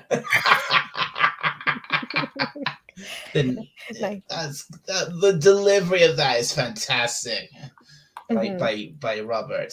Wow, brilliant memory, Talek. Then Holly says it feeds off negative emotions. Fear, guilt, anger, paranoia drains them out of its prey. And Crichton says, sounds like the perfect warrior, really. Crichton says it's a sort of emotional vampire. It changes its shape to provoke a negative emotion. In Lister's case, it took him to the very limit of his terror, then sucked out his fear. So now Lister's got no sense of fear. And Crichton says, precisely. Yeah, Liz has become completely fearless. Yeah. So that's how it sucks out whatever emotion that you're presenting as. That's how it does it. The highest level emotion. Mm-hmm. So I wonder, like, a Vulcan wouldn't be susceptible to this because they're not displaying their emotions. Probably not. No. Although Spock probably would be being half human, of course. Possibly. Well, they'd have to really draw him out. It would have to do something really, really extreme to affect Spock like that. Something in Spock's past, maybe that he had a hard time dealing with. So his dad. They could insult his mother, but then he would just beat the S out of them. Okay. Oh, oh man, the line here. I don't know if we can say it on YouTube when Lister wakes up and what are they going to do about the polymorph? say it, Alec. I don't have it here. Oh man, look, it's because of what he says. There's a certain word in it. I'm not sure if you can say it here. I say it's okay. All right, let's see if we get out there and twat it. Oh, you'll be fine. You'll be fine. Yeah, we'll be fine. We're in the U.S. It's okay. I've never heard that word used as a verb before. Yeah, me neither. Well, except for I have on the show. Although by his gestures, he's making it pretty clear on what he means. I think they put that phrase on a T-shirt. Oh, jeez. I think. Well, the Brits they're pretty creative with their slang vernacular, so I'm not surprised they use it as a verb. Mm-hmm.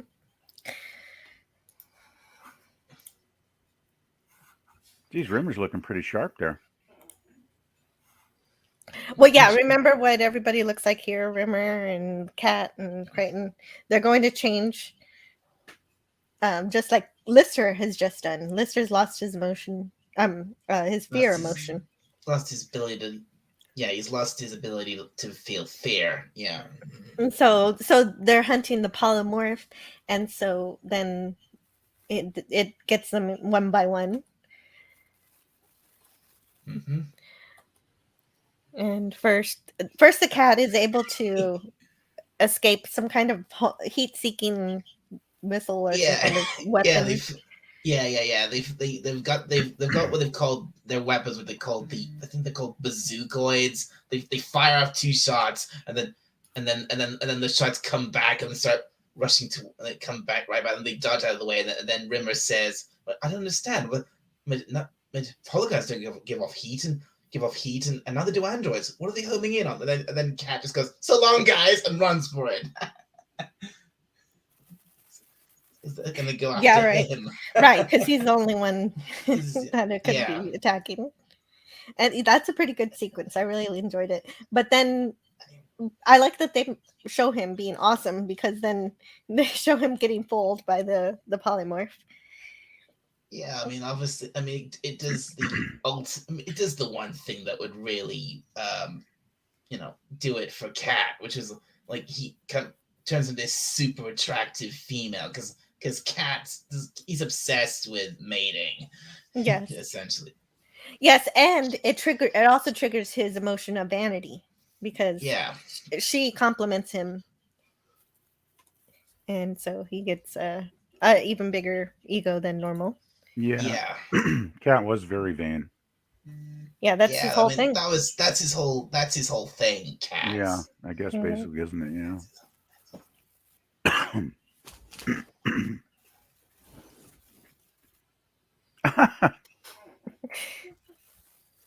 and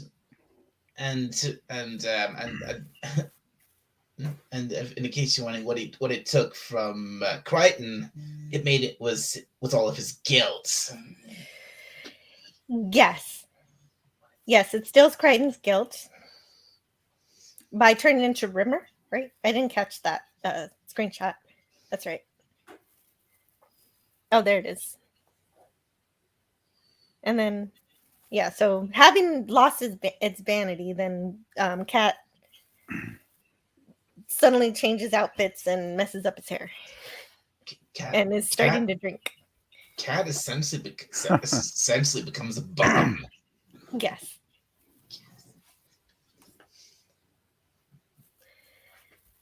And then the polymorph turns into Rimmer's mom.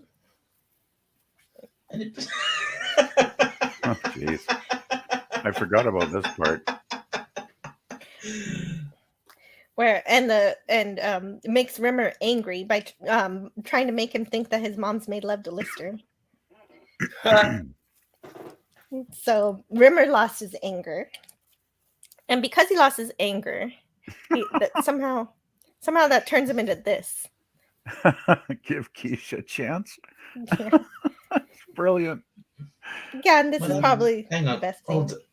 What happened there? I lost you. Something went wrong there. Oh, did you lose something? You sound okay. You sound great to me. I think I lost connection with you all for. I think I lost connection with you all for a moment. Are you back now? Yeah. Well, you're back. Okay, great. Anybody that remembers that John Lennon song? Did I drop out? Did I drop out for a minute? Well, I think you all did. I couldn't hear. Okay, but I want to know, what about did anybody else think I dropped out? Nope. I didn't notice any glitches on anybody here on my end of the. No glitches here. Must have just been here. Gonna wave Other at John than Rendell. I think my cable is dying on my headset, so I might cut out once in a while. Okay, that's fine. We'll cross that bridge when we get to it. Seems to be Hello, okay John Rendell. Great to see you here.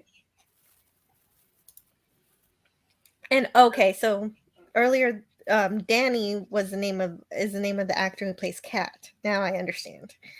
He's a trained dancer, which really shows in his tongue-tied music video in Red Dwarf. That's right. He did a music video for the show called Tongue Tied, which is a bit. Which if you see that, it's fun, but it's a bit weird. The anthropomorphic cat doing a music video. It was weird. You tell me. It sounds strange, entertainingly so. Yeah, I don't remember that. Well, you can see the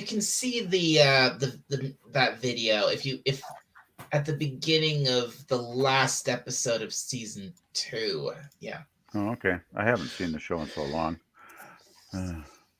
So is this a slacker well, version of Rimmer? No, this is Rimmer without anger. It turns him into this. You said you knew something about this T-shirt. What do you know about this T-shirt? There's that old John Lennon song, "Give Peace a Chance." Oh, okay. Well, so I know about "Give Peace a Chance." Okay. It just made me laugh remembering that song. Gotcha. Okay, so Rimmer says, "Look, just because it's an armor-plated alien killing machine that salivates unspeakable slobber doesn't mean it's a bad person. What we've got to do is get it round a table and put together a solution package, perhaps over tea and biscuits." So this is probably the best scene in the episode. Oh yeah. Here, Lister says, "Why don't we go down to the ammunition stores, get the nuclear warheads, and then strap one to my head?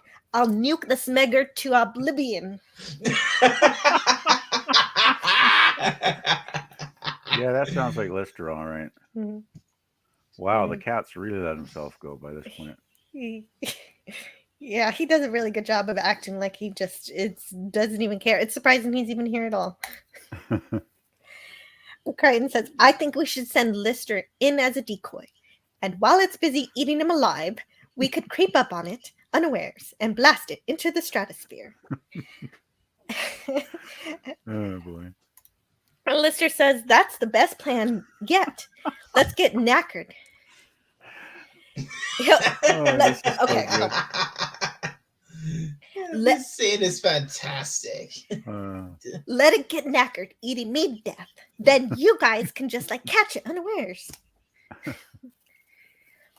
And then Rimmer says, well, that's certainly an option, David, yes. But here's my proposal. Let's get tough. The time for talking is over. Call it extreme if you like. But I propose we hit it hard and fast with a major, and I mean major, leaflet campaign. And while it's reeling from that, we follow up with a drive, a car boot sale, some street theater, and possibly even some benefit concerts, okay? Please tell me this guy gets eaten. See, he's lost his anger. Now, if that's not enough, I'm sorry, but it's time for t-shirts. Yeah, you see, Tiger Stripes is getting it. How annoying because he's lost his anger, he can't do anything remotely aggressive right now. Yeah, it's great. It's great scene. Well, and I noticed that they were picketing, which looked really hilarious. Oh yeah, you're right. What did Crichton lose again? He lost his guilt. Yeah, Crichton lost his guilt. So basically, because of that, he's willing to sacrifice all three of them so he could to save his own neck. Yes, that's unusual in an android. Basically, he's become completely selfish. Yes, and that also not only completely selfish, but he can also throw insults freely. He says, has anyone ever told you that you are a disgusting pus-filled Bobo who has all the wit, charm, and self-possession of an Aslatian dog after a head swap operation? So sick burn. Oh yeah. Also, this is such a well-written scene. The lines are fantastic, all of them. I know. This is I love it too. That's why I've just read all of the lines in this scene almost. Well, most of them. Yeah, most of them. I skipped a few. But sometimes I used to have on my Friday show Clobby from Clobber Times channel. And for him, I didn't clip any other part of this episode, but I clipped this part for him for when he comes on my show. But I'll play it now since it's in this episode. Nice. What part? Listen, you bunch of tarts. It's clobbering time. Yes! I forgot he said that. We go. That's really good. Yeah, that's. I think that's the best thing. Oh man, what a bunch, eh? Jeez. So great. Yeah. And so they do defeat the polymorph, but I won't tell you how he's defeated. Go watch the episode. And so it's just a great episode. It's better. It's even better watching it since it's actually, it makes it more funny and everything. All the great scenes and how. Yeah. Can, oh man, this ending is great. Yeah, they kill the polymorph. They snap. Well, I think that Jill just said she wasn't going to tell us how that happened. Oh. Well, yes. I'm just checking it before you wreck it. Still, there's a well, okay, then I won't give away the twist ending. Thank you. Tiger and myself haven't seen this yet, and while it's awesome that you guys are having such a blast, there are some spoilers. There are some spoilers you don't want to give away.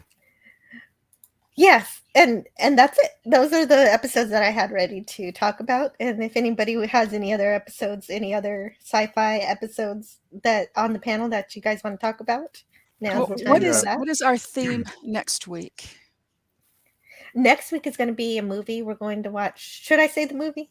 Please do. Yes, because I Yeah. like to sort of prep myself for Because these I'd kind of like things to if I see it can. before. Okay. Yeah, so it's going to be Event Horizon. Yep, Okay. that's the one. I have not That's seen the that one. one. I have not seen that one yet. So go see it. It's I going have to be to try great. and find it somewhere. Let me just see. When I saw your topic for this week, I just was sort of reaching into my brain and having a hard time coming up with anything. I always make it a point to watch the Simpsons Halloween episodes, which often have science fiction themes, and of course they combine everything with horror in those. I did really, really enjoy the last season 4 of Stranger Things. Oh, okay, which but is both sort of science fictional and Mhm. and horror, more horror than the former, but sure. they More always do try supernatural. to deal with things in a logical way. That's one of the best things about that show. Oh, True. Jill, I'm gonna have to go now. Okay, thank you so much for being here, Dalek. Yeah, Especially, well, you made it through the entire Red Dwarf episode, so that's the awesome part. Thank Yeah. you for being here. made it Yeah. through the whole. Yeah. This was Yeah, I thanks, did. Dalek. Your knowledge of the Red Dwarf episode was most fun, great fun to listen to. You want to tell us about your channel before you head out for your tea? I'll just go. Yeah. I'll just make this quick. Please go subscribe to my channel, Dalek451. I do my little chill and chat streams that is where you can talk about anything and everything pop culture. I might sometimes do a review, and my next live stream is gonna be a little celebration for reaching 150 subscribers. So keep an eye out for that. Yay! It would be nice to sounds have a great. heads up, Dalek, if you could let us know before it happens. Yes, that would be great.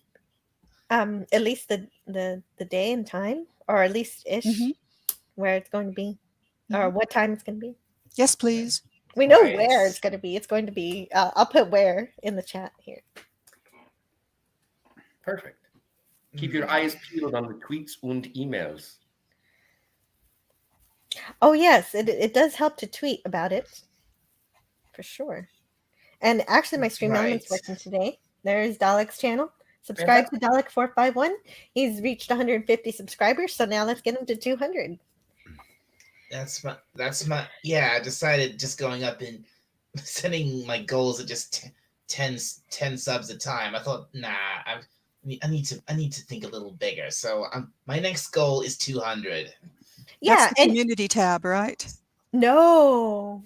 That's Unfortunately. 500. No, unfortunately, no. That you get the community tab at 500. Oh, 500. Oh my gosh. Mm-hmm. Yeah, at 500 is the community tab. So they make you wait until you got 500 subscribers before YouTube even becomes a social network. Mm. Yeah. I can't wait to get mine. Oh, hey, Jedi Bill. And Jedi Bill is here. You see him? I haven't seen him yet. I saw him. Oh. Let's see. Well, Oh, I There see he is there. at 209. Oh, yeah. well, anyway. Okay, there you go. Okay. We'll see you next time, Dalek. Thank you so much for being here to talk about Red Dwarf. You know, if I ever do a Red Dwarf podcast, I'm gonna need you. So just Oh, if you could get me on for that, that'd be great. Jill. I don't know if I'm going to do that or when, but you're gonna be the first one I'm gonna call. If you do that, Jill, I would be delighted to join you for that. Thank you. Because I freaking love Red Dwarf so much. Me too. It is so cool. So we'll see you next time. Right. So I'll see you all next time. So I'll still be listening while I eat, and hopefully maybe I'll get the chance to come back on once I'm done. So I'll see you all later. See you later. Okay, see you later, Dalek. And Bye. bye. And then we're gonna do this. there. Well, just off the top of my head for scary episode, Sure. Conspiracy, when you have the aliens take over Starfleet in first season, the one with Nagilum, where I Silence like had that one. That was a 'cause good that's one. a freaky episode. Actually, They that had- was the first episode in season 1 that I enjoyed so much. I thought, this has actually got potential, this show. It reminded me of a TOS episode. Oh, and then there's Well, Night- the claymation and everybody, you don't know what they're it's kind of creepy. The only And flaw with Riker, that what I liked about that episode was when Riker was eating the worms. And he that definitely was- really looked into it. You really believed that he had changed. yeah, those were gross. Mhm. The only thing I didn't like about the episode was they never followed it up with another one, because I thought those creatures Well, they had a lot do. of potential. They did, but they changed them into the Borg.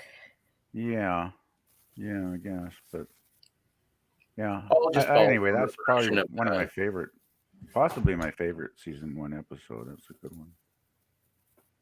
And this is the point where I have to say bye. So thank you for having me on, Jill. You're welcome, Tiger Stripes. Yes. Thank you so much for Love- being here. Love all the Halloween topics. Yeah, I'll go see Yeah. if I can find Oh, a copy oh. of that movie. Right. Okay. What You was it mentioned again? The Simpsons. Okay. Event Horizon. Event But- Horizon. I but have you seen men- it. So But you mentioned The Simpsons Treehouse of Horror, and when I Yes. think of sci-fi, the episode that I think of is the one where Homer Simpson finds a extra dimensional portal behind the bookshelf, and or something, and he goes into the third dimension, and Yes, that is that's probably really my good. favorite. that was pretty Treehouse early of on too Horror in the episode. show. Yes, but I'll let you go if you got to go, and Right. I'll see you next Bye time. all. See you Bye. later. Bye, Bye-bye. Tiger Stripes. Cheers, Tiger Stripes. Yeah. And then, well, and season 2 was all about the writer's strike because it was going to be introducing the Borg or the little crayfish from Conspiracy. Right. Which is the one where, is it Night Terrors? No, Night Terrors. Which is the one where they steal Riker and Worf and Geordi? Like- What do they steal him for? Just basically alien abductions. Like, remember that they go into the holodeck and they set up the table and then they incline it and then it doesn't look like. I hate that episode. I know, but it's spooky. Oh my god, was that the one where every once in a while the whole screen turns into glass and it breaks?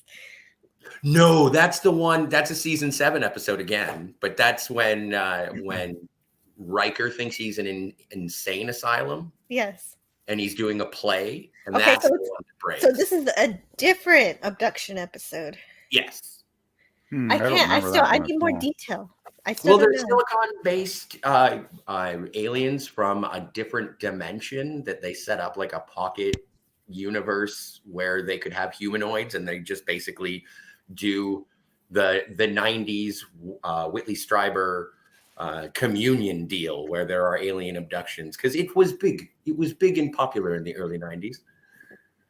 That was more detail, and yet I still cannot picture this episode. But it has like a swing arm over the table, and then there's clicking noises, and they lower the legs. Okay. I almost remember it now. I do remember when they go into the. I do remember when they go into the holodeck and try to recreate the table, and here's more detail of that and this and that. But I still can't remember what it's called. Oh, wait, okay. And see, there's a bunch of spooky Next Generation episodes. Sure. And also, let's not forget Sub Rosa, if you want a gothic horror romance masterpiece Hmm. that involves candle sex. Right. I'm surprised there was no vampires in that episode too. True. So that was cool, but I don't know. Are we sticking straight with Next Generation episodes? Because I always found the way that what is it? Species 8472, how they sort of injure and take over Harry Kim. I always thought that was fairly terrifying. From Voyager. Yes. Mhm. Well, you don't even have to stay in the Star Trek universe. You can go any science fiction episodes. What else was spooky? Because that was that's A good thought that I saw in the chat, but yeah, Anonymous says, what about the X-Files? I believe they had some Halloween-y type episodes. Well, they were always fairly edge of your seat. You know, I actually found X-Files more disturbing than current day stuff because of all the practical effects they used. I would watch an episode and say, I'm not eating my dinner watching this episode. Yeah. Oh, yeah. And I think one of the X-Files, and like, I'm not a huge X-Files fan. I was more paying attention to Deep Space Nine at the time, but there was one episode that was like a crossover with Cops. And so they did the hour long, and it was real time found footage of Mulder and Scully. Yeah. Going into like a house, and then it locks up behind them, and they're like, Scully, Mulder, and they're running around, and there's like either vampires or zombies in the house. I forget. Either or, that sounds pretty scary. So Yeah. that follows. And same here. I've only gotten through 2 seasons of X-Files, so I plan to go back and check those out. And then there's the Next Generation episode, Parallels, where Worf is going all across. But that one moment where Riker shows up on the Enterprise coming from the universe that is full of the Borg, that always stood out. A lot of Riker episodes are spooky. Sure. And Parallels, is that where Worf loses the Klingon contest? Yes. Okay. Yeah, okay. And then there was a dimension where the Borg had taken over. Well, and then there is the scariest episode ever of Star Trek. And that's Up the Long Ladder. Is it Up the Long Ladder? No. What's Alan Moraine? Well, that one's scary for other reasons. For very different reasons. But you're talking about Deep Space Nine. Deep Space Nine's Alan Moraine, not Up the Long Ladder with the Irish people. So that's what's scary about that is the racism. Yes, that's true. But Alan Moraine, that episode is called The Game. No, The Game is the one with that's the Wesley episode. I'm surprised you brought you're it up. right. Move Along Home. Move Along Home, Up the Long Ladder. There's a cadence to the titles. But Alan Moraine, frightening, terrifying. And then there's also one of my favorites, and everybody must love this, going all the way back to the original series, Cat's Paw. Come on. We have a gothic castle with a giant cat, 3 witches. Trick or Treat is mentioned by Captain Kirk. You're right. They do mention Halloween by name. And wasn't this also released around Halloween? I think it was. And everything's all misty and foggy. Or I don't know if it's misty or foggy, but one of those. And Captain Infinity's letting us know that he's doing some morning grocery shopping. Oh, he already did. He achieved the grocery shopping. Nice. Outstanding. And the witches. The witches are those disembodied heads that are floating around, telling them to run away, go back to the ship. Just making some tea. Okay, yeah, take your time. Mm-hmm. No, I've made it. I'm back now. I think I liked Spock's reaction to the witches. We're talking because usually he doesn't editorialize, but here he says very bad poetry. Mm-hmm. And even worse marionettes at the end. I kind of like the marionettes. Okay. They got a certain quirky charm to them. Marionettes. You mean the little alien. puppets? Yeah, they look very alien. Mm-hmm. They do, and they're tiny. They're little. That's really fun. I love size disparity, especially in some kind of horror situation where you think that this is some kind of really scary alien, and it's a little bitty Muppets. Well, yeah, they're so powerful, seemingly. When they're like controlling everything with the controlling everything. That's an understatement. They put the Enterprise in a block of ice or something, or that was block of force field. Mm-hmm. You know what that is? And that's a pretty good episode. Oh my God. I wish they'd done a Christmas episode. That would probably get into a little bit of that. We'll have to discuss Christmas episodes later, but that would be fun. Yeah. But I just don't think they had many in Star Trek, like aside from Generations, which is a Christmas movie. You're welcome. Yeah. Well, there was that one sort of was that one scene in what was it, Dagger of the Mind, where there's sort of a quick, brief scene where I guess it's Kirk's mind's being affected, and he's thinking he's carrying, I can't remember her name now, off to his cabin after the Christmas party. I think they mentioned. Oh, they do mention a Christmas party. That's true. But that's about as Christmassy as they ever got. Well, and except for Generations. Right. In the Nexus. Yes. Oh, okay. Which is terrifying. But Cat Spa has lots of Halloween stuff. It has cobwebs too. Yeah. Skeletons, Iron Maidens. And because because they're kind of, I don't know, or were they telepathic or what's the thing? They must How have did they do that? They must have either read the crew's minds or maybe the ship's data banks. Mm-hmm. I don't recall. It's been such a long time since I've seen it. I don't think they ever in the season. I will check it out again. I don't think they ever explained it. Really. And and on Tuesday, of course, we're going to be reviewing it. Right. But not this Tuesday. Yeah. That would be cool, but no, we're not going to do it this Tuesday, but some Tuesday later because this is a season 2. I think it's season 2. Yeah. 7th episode of the 2nd season. Yeah, there's lots of references to Halloween stuff in this episode, so this is really the only Star Trek episode that's specifically themed around a holiday. Mm-hmm. Yeah. And then switching over back to Deep Space Nine. Remember that episode where they go to Empok Nor? I think the episode was called Empok Nor, and Garrick goes crazy and starts chasing people all around the space station. The other space station. I don't remember this one. I don't remember. Oh no, he goes crazy because he's there because they're trying to. It's Nog and Garrick, and I want to say Worf or Bashir. It's been a while since I've seen this one too, but they go because they're trying to collect spare parts for Terok Nor, but the sister station Empok Nor has been abandoned, and they go, and then Garrick starts going absolutely crazy. I think he kills 2 red shirts and then he terrorizes Nog. And there was there are lasting repercussions of Nog doesn't trust Garrick anymore. And there are, even in subsequent episodes, he's like, remember that time we went over to Empok Nor and you tried to kill me a bunch? Stay away from me. That's fair. I love that Deep Space Nine does that, where things that happened in a previous episode affect other episodes and everything's just not reset back to normal every week. Right. Yeah, it was quite continuing themes, and most TV was still pretty episodic back then, was it not, if I remember correctly? Well, I think Deep time. Space Nine was the first one to dabble in serialization. I think Babylon 5 was doing it. Oh, okay. But yeah, I mean, they got very serialized. I mean, especially with the Dominion War and all that stuff. I mean, yes. Yeah. But you can still watch individual episodes quite often if you hadn't seen the previous ones. This is true. Well, I'll have to rewatch that episode. That's great. Thank you for remembering that. I don't remember that one.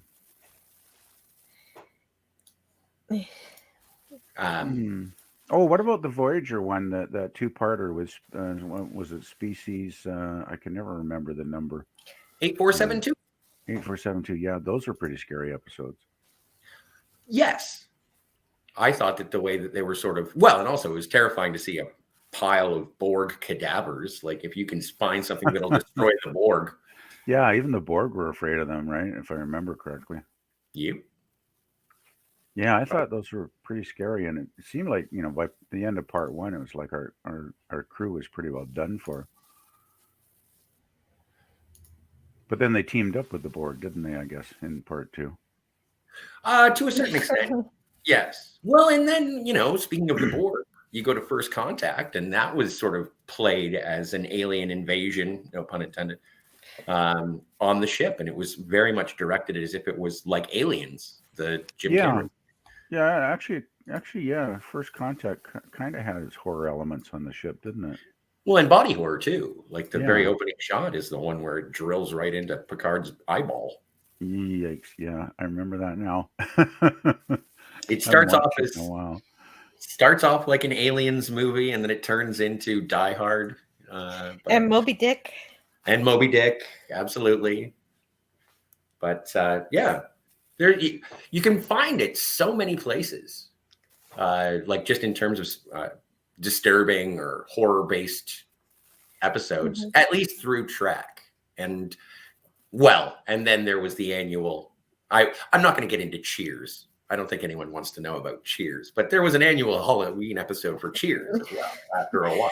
Yeah, that's not science fiction, but if you No, it's like, not. but we're at the end of the podcast, so like not the end, but close to the end. So if you want to talk about any Halloween things, I don't mind at this point, because even Captain Finity mentions I just mentioned the Iron Maiden that was in Cat Spa, and so he makes reference to Bill and Ted's Excellent Adventure, which reminds me of the sequel, in which they go to hell. So I guess that's kind of Halloween-y there.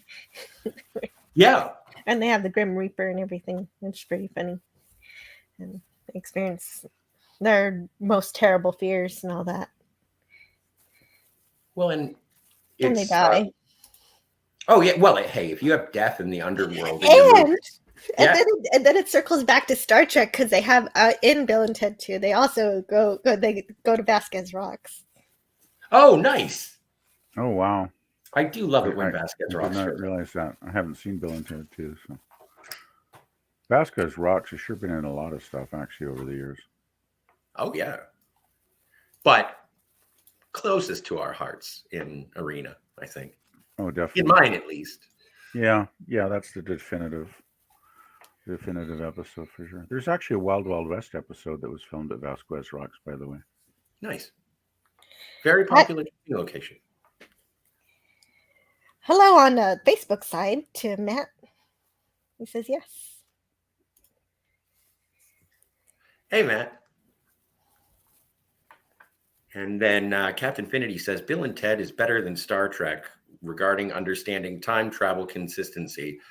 Hashtag fact smiley face. Depending on the episode, there are a few Star Trek episodes that do closely, but yeah, generally Star Trek is inconsistent because of the variety of writers. Everybody has a different opinion on time travel, and no one's following the rules exactly, all the same rules. This is true. And while it is fun to play in a time travel universe, it's just a matter of, is there a map? No. You can do whatever you want. Right. Well, as long as you make it internally consistent, I think you have the freedom to play with time travel in any way you wish. I don't know. Well, depending on how you play with it, you're going to be creating other universes. And as long as the audience is always going to realize that, whether the writers realize it or not. Yes. Well, and we'll have to discuss it on our time travel podcast, which we will be starting up 3 years ago. 3 years ago. Wow. Yeah. Well, we better get started. We don't have to, because we're going to go back in time. See? I see. Sorry. How many universes are we creating with this podcast? I don't know. What do you think? Like 7? 7? I think 7 would be enough. 7 will be good. Captain Finity says, "Oh, Star Trek is in episode inconsistent, but internally inconsistent across episodes, which he believes is weak." Yes, yeah. Well, maybe someday, a series is going to focus completely on their time travel logic and stay consistent with it. Can you think of any shows that stay consistent with the time travel in every episode? I don't know. Well, so far we're only 8 episodes into Quantum Leap, so I can't say anything about that quite Well, yet. Quantum Leap is fantasy where the higher power is controlling all of this time travel, and Ziggy is just trying to keep up. Well, and spoilers for Quantum Leap, I don't know what season it is, but there is an episode where Sam does actually have to interact with Satan. Santa has to interact with Satan? Yeah. What? In Quantum Leap? Okay, see, I don't remember anything in Quantum Leap, so all of this is a surprise for me. Well, that sounds like it's really getting into fantasy land then. Well, Well, it's and it's apparently it's an episode that some of the fandom don't like referencing at all. But Really? I saw a clip of it and I just randomly dropped in on it on YouTube. Well, we're going to review all of the episodes, good or bad. I can't wait for the bad episodes. I love to tear things apart. Even though I love Quantum Leap, I'm going to have fun. Terry A says it's only a TV show. Yeah, Terry A. Yeah, sure. It's about it. No, well, I sort of have a Dr. McCoy view of it. It's not about the lyrics, you green-blooded Vulcan. It's about having a good time singing it. Well, I could also have a good time analyzing the lyrics. That's the point. Yeah. Oh, yeah. My well, point. that's true too. If you got really good lyrics that have some depth to them, it can be very interesting. Mm-hmm. There are plenty, and there is a need for internal consistency, and I do enjoy it when writers do go to that effort. But when you're putting forth a production a week, hello there. Oh, hello. Hello. How are you? Oh, I'm fine. Doing fine. Yourself? I just thought, oh, great. I've done my shopping and I'm on my second coffee. I'm having a great day so far. I thought I'd jump in on the topic. Not time travel, promise, no comment on time. Shut up about the time travel, Captain. Okay. But this is a fascinating topic, Jill and panel. And I realized for me, as a YouTuber, it's the internal consistency that's always my area for any show. As long as they agree with themselves, I don't care what they do. Yeah, I can accept that for sure. Yeah. But if I had 1,500 writers across 30 years on my comics, I'm sure they'd end up being. So I can see that's the reason. Once you get multiple writers across literally multiple decades, I can appreciate. Even Gene Roddenberry must have found it hard, let alone other people, to keep track of everything. So I can see why it's not always super self-consistent across decades. I agree. Yeah, that makes total sense. Totally. Yeah. Absolutely. Yeah. And you're also talking about your comic in the chat here. My comics pride themselves. Well, you want to read this one first off? Yes, my comics, he says humbly, pride themselves on internal consistency. Yeah, because you've only done one so far, Captain. Shut up, mate. It's my benchmark of quality for any intellectual property. Looking at you, George Lucas. Well, let's just be happy. I'd rather be happy than right any day of the week. All eight of them. What's the scariest moment in Star Wars? When Han Solo dies. Well, that's tragic. I don't think it's scary. Scary. There's no one else in that universe that I like. Oh, fair enough. Scary. And yeah, Dalek 451. Yeah, that episode is pretty damn scary, especially with Dean Stockwell's very creepy performance in it. Yeah. I'm looking forward to watching it. Me too. Yeah. Oh, what else? What else is good? Have you ever seen? Did you ever watch the '90s Outer Limits? Oh yeah. Oh no. I've seen quite a few of those. There's Sand Kings is one that I don't remember much about it, but I remember that one was kind of scary. But I guess I should have done some research about it because I don't remember it very well. But it's a monster horror episode where someone's trapped in a house with these insect kind of things that are just getting everywhere, and it's great. I agree. I like my horror interspersed with other genres. If you could have a haunted house movie and make me watch it, please put it on a spaceship and call it Alien. Thank you. Now it's sci-fi. Hooray. Right. Or a comedy or whatever thing you want to mix. Horror comedy. The best combo. I love that too. You lost your head. Brilliant. Mm-hmm. It's not that you lost your head. It's how you lose your head. That's the key thing. Or where. I'm always like, where did I lose my head? And I'm like, no. Where did I lose my body? The head is clearly the one talking. I would lose my head if it weren't screwed on. Damn, where's my body? Where's all this coffee going? Well, in Anonymous, that's a good moment where when Darth Vader does a jump scare on Cloud City after he blows Luke out of the window. Yeah, that was. Well, and I was hearing something recently about how Darth Vader is like one of the most beloved characters in science fantasy nowadays. And it's like, you do realize he's the bad guy. You're not supposed to like him. He's the Gordon Gecko of Star Wars. There you go. Hey, can you guys hear me? Is good. I can, You yeah. sound fine here, Joe.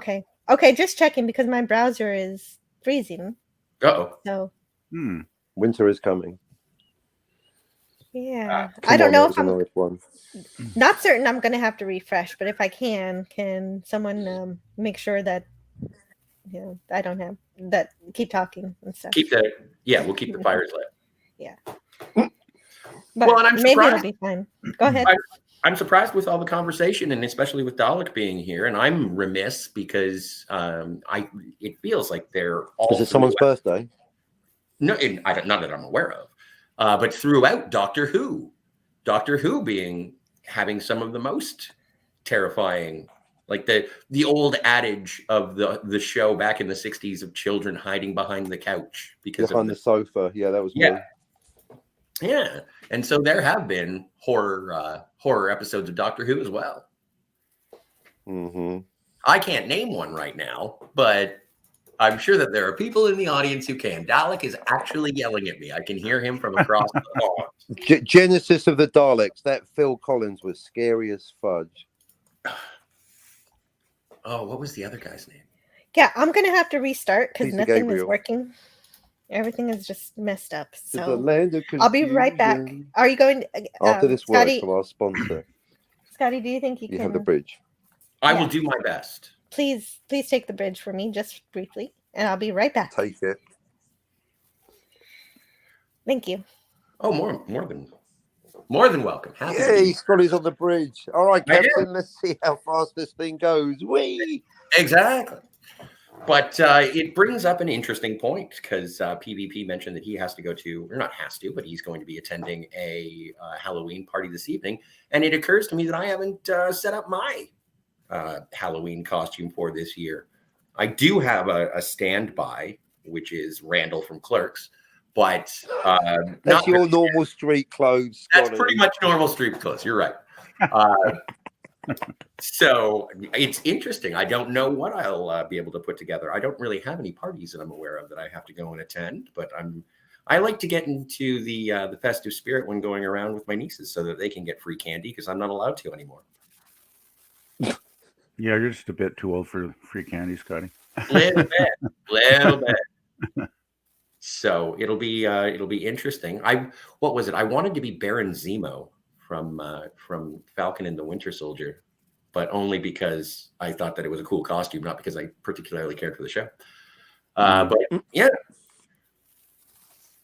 although it is now that I can see a mask looking me in the face, I do have a Guy Fawkes mask. Maybe I could go as Captain Finity for Halloween. Oh yeah, me too. I was going to go anonymously. But Thank you. Again, I love that sound. This is a difficulty for some people, just because if you're wearing glasses, you can't really get the masks going, and also for beverage consumption. Masks. That's my problem. Yeah. Good point. You need a straw for the tequila. Yeah, it doesn't work too well with the glasses.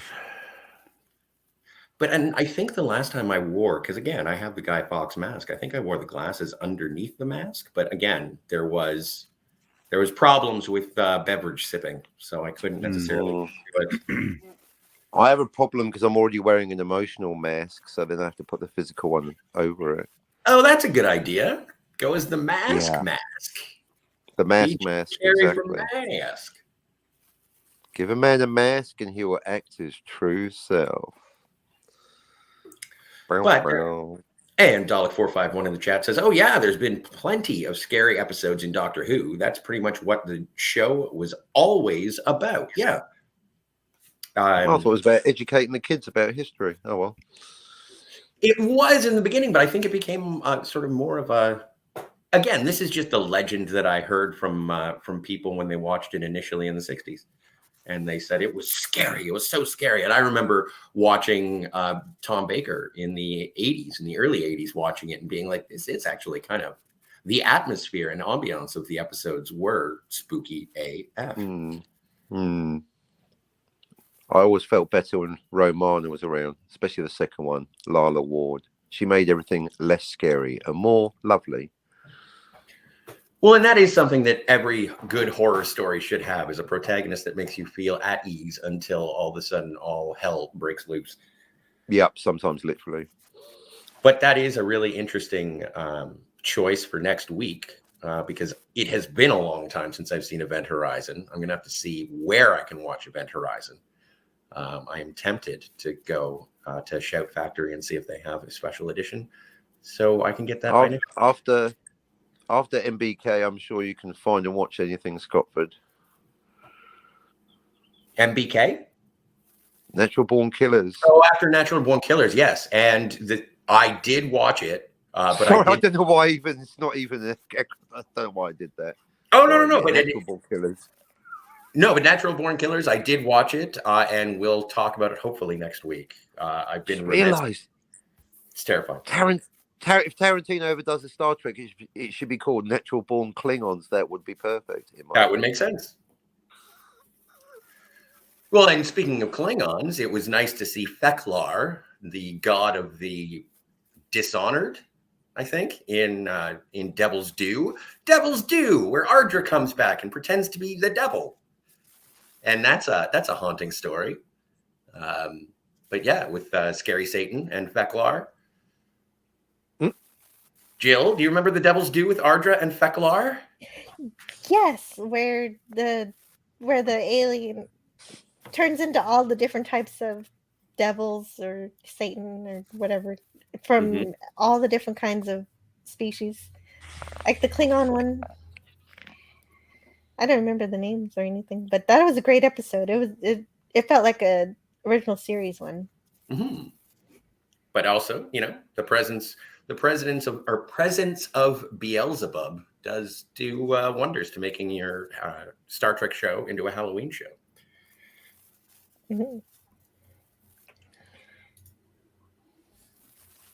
Dalek 451 goes on to say, the whole thing with kids hiding behind the sofa when watching Doctor Who is basically true, except when it started and the Daleks first appeared.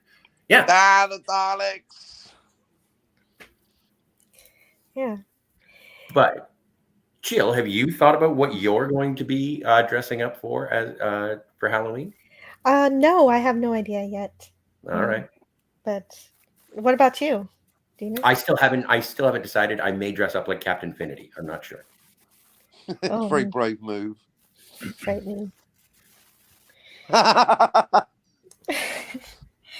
So I do believe we reached a natural conclusion to this live stream. Also, I do like the fact that, first of all, I do have things I need to do soon.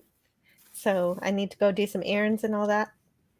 Okay. But, the Emperor is calling. Yeah, the Emperor needs chauffeur services. Yeah, I got to head out anyway too, because I got stuff to do. I got to get ready for the party and do a few things. So right, you gotta make a costume. So yeah, I got to figure something out.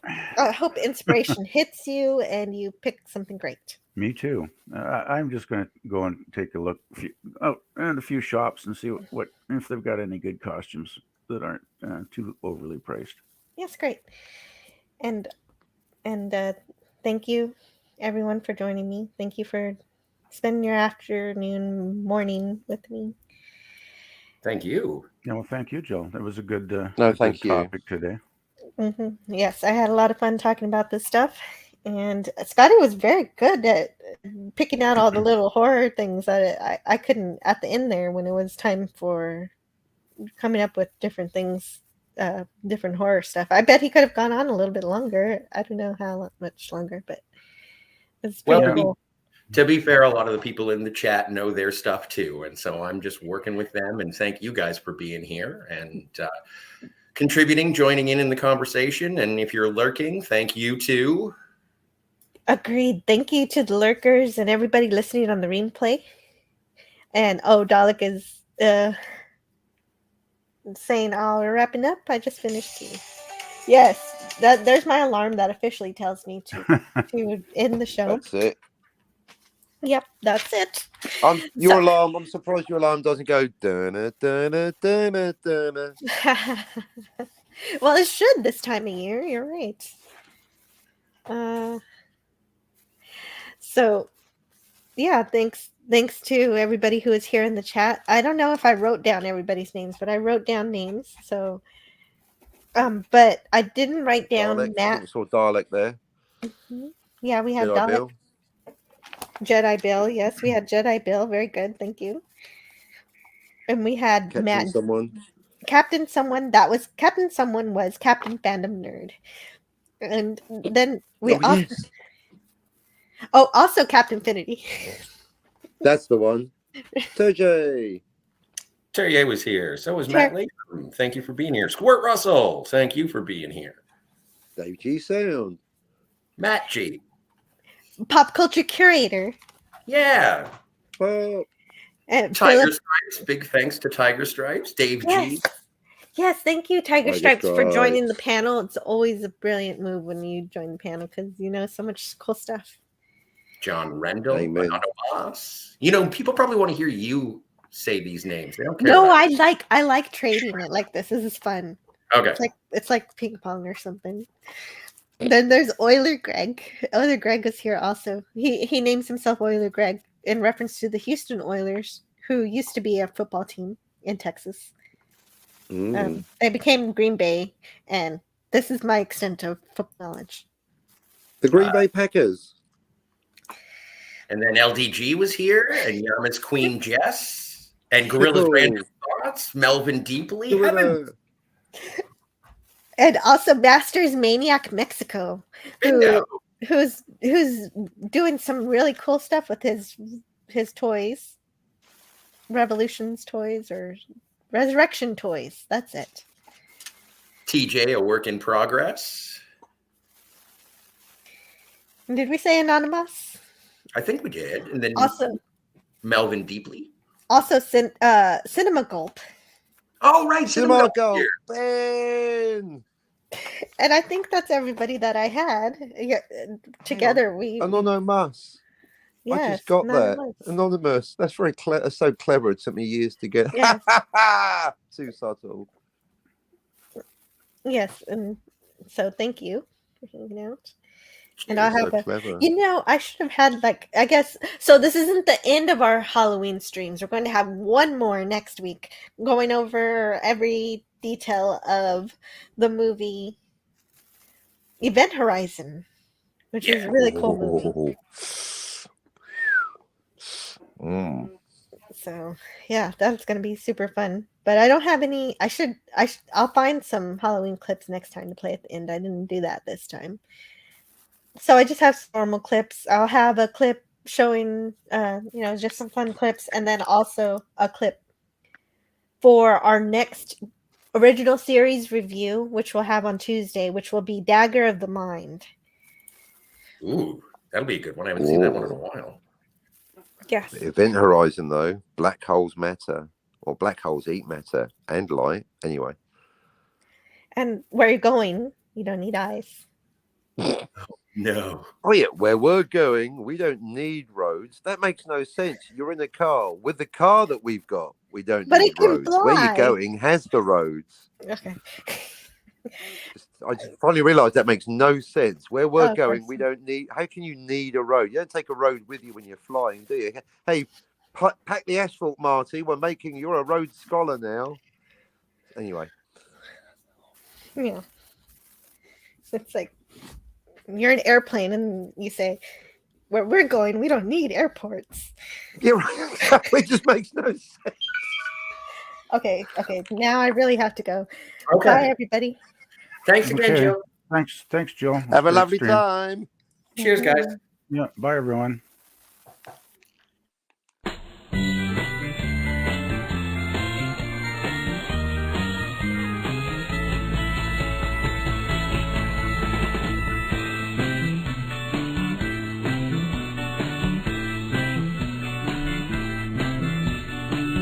No laughing!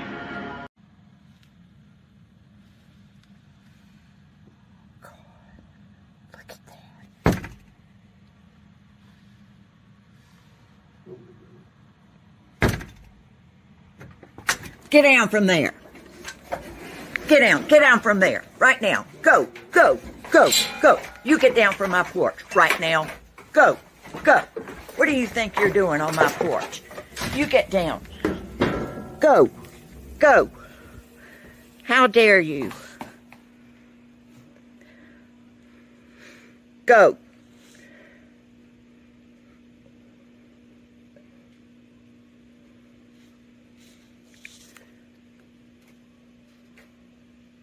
You know, I really wish they'd let us play music up here.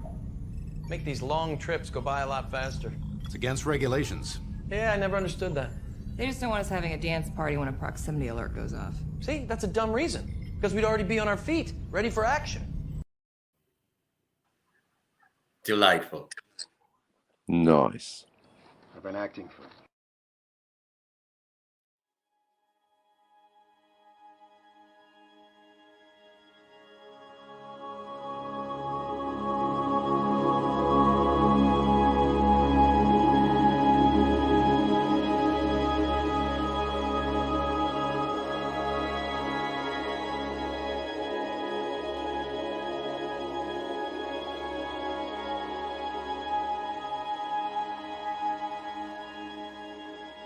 Yeah. I wanted to go back to one of your original questions. What was so good about, what did Star Trek do right? And Andrea Kindred was, I think, the executive assistant to Gene Kuhn on the original show. And I recently got to interview her, and she said something that I think was so important. Someone asked her, what was the best thing about Star Trek? And she said, it was entertaining. So it allowed a huge number of people in to listen to new ideas and concepts. I wish some shows remembered the entertaining part. Yeah. You do need to welcome people in. Yeah. I've been acting for 35 years. 135 credits on IMDb. I was in a long-running series. You might remember it. Star Trek. But all I'm known for is combing the desert and saying, we ain't found shit.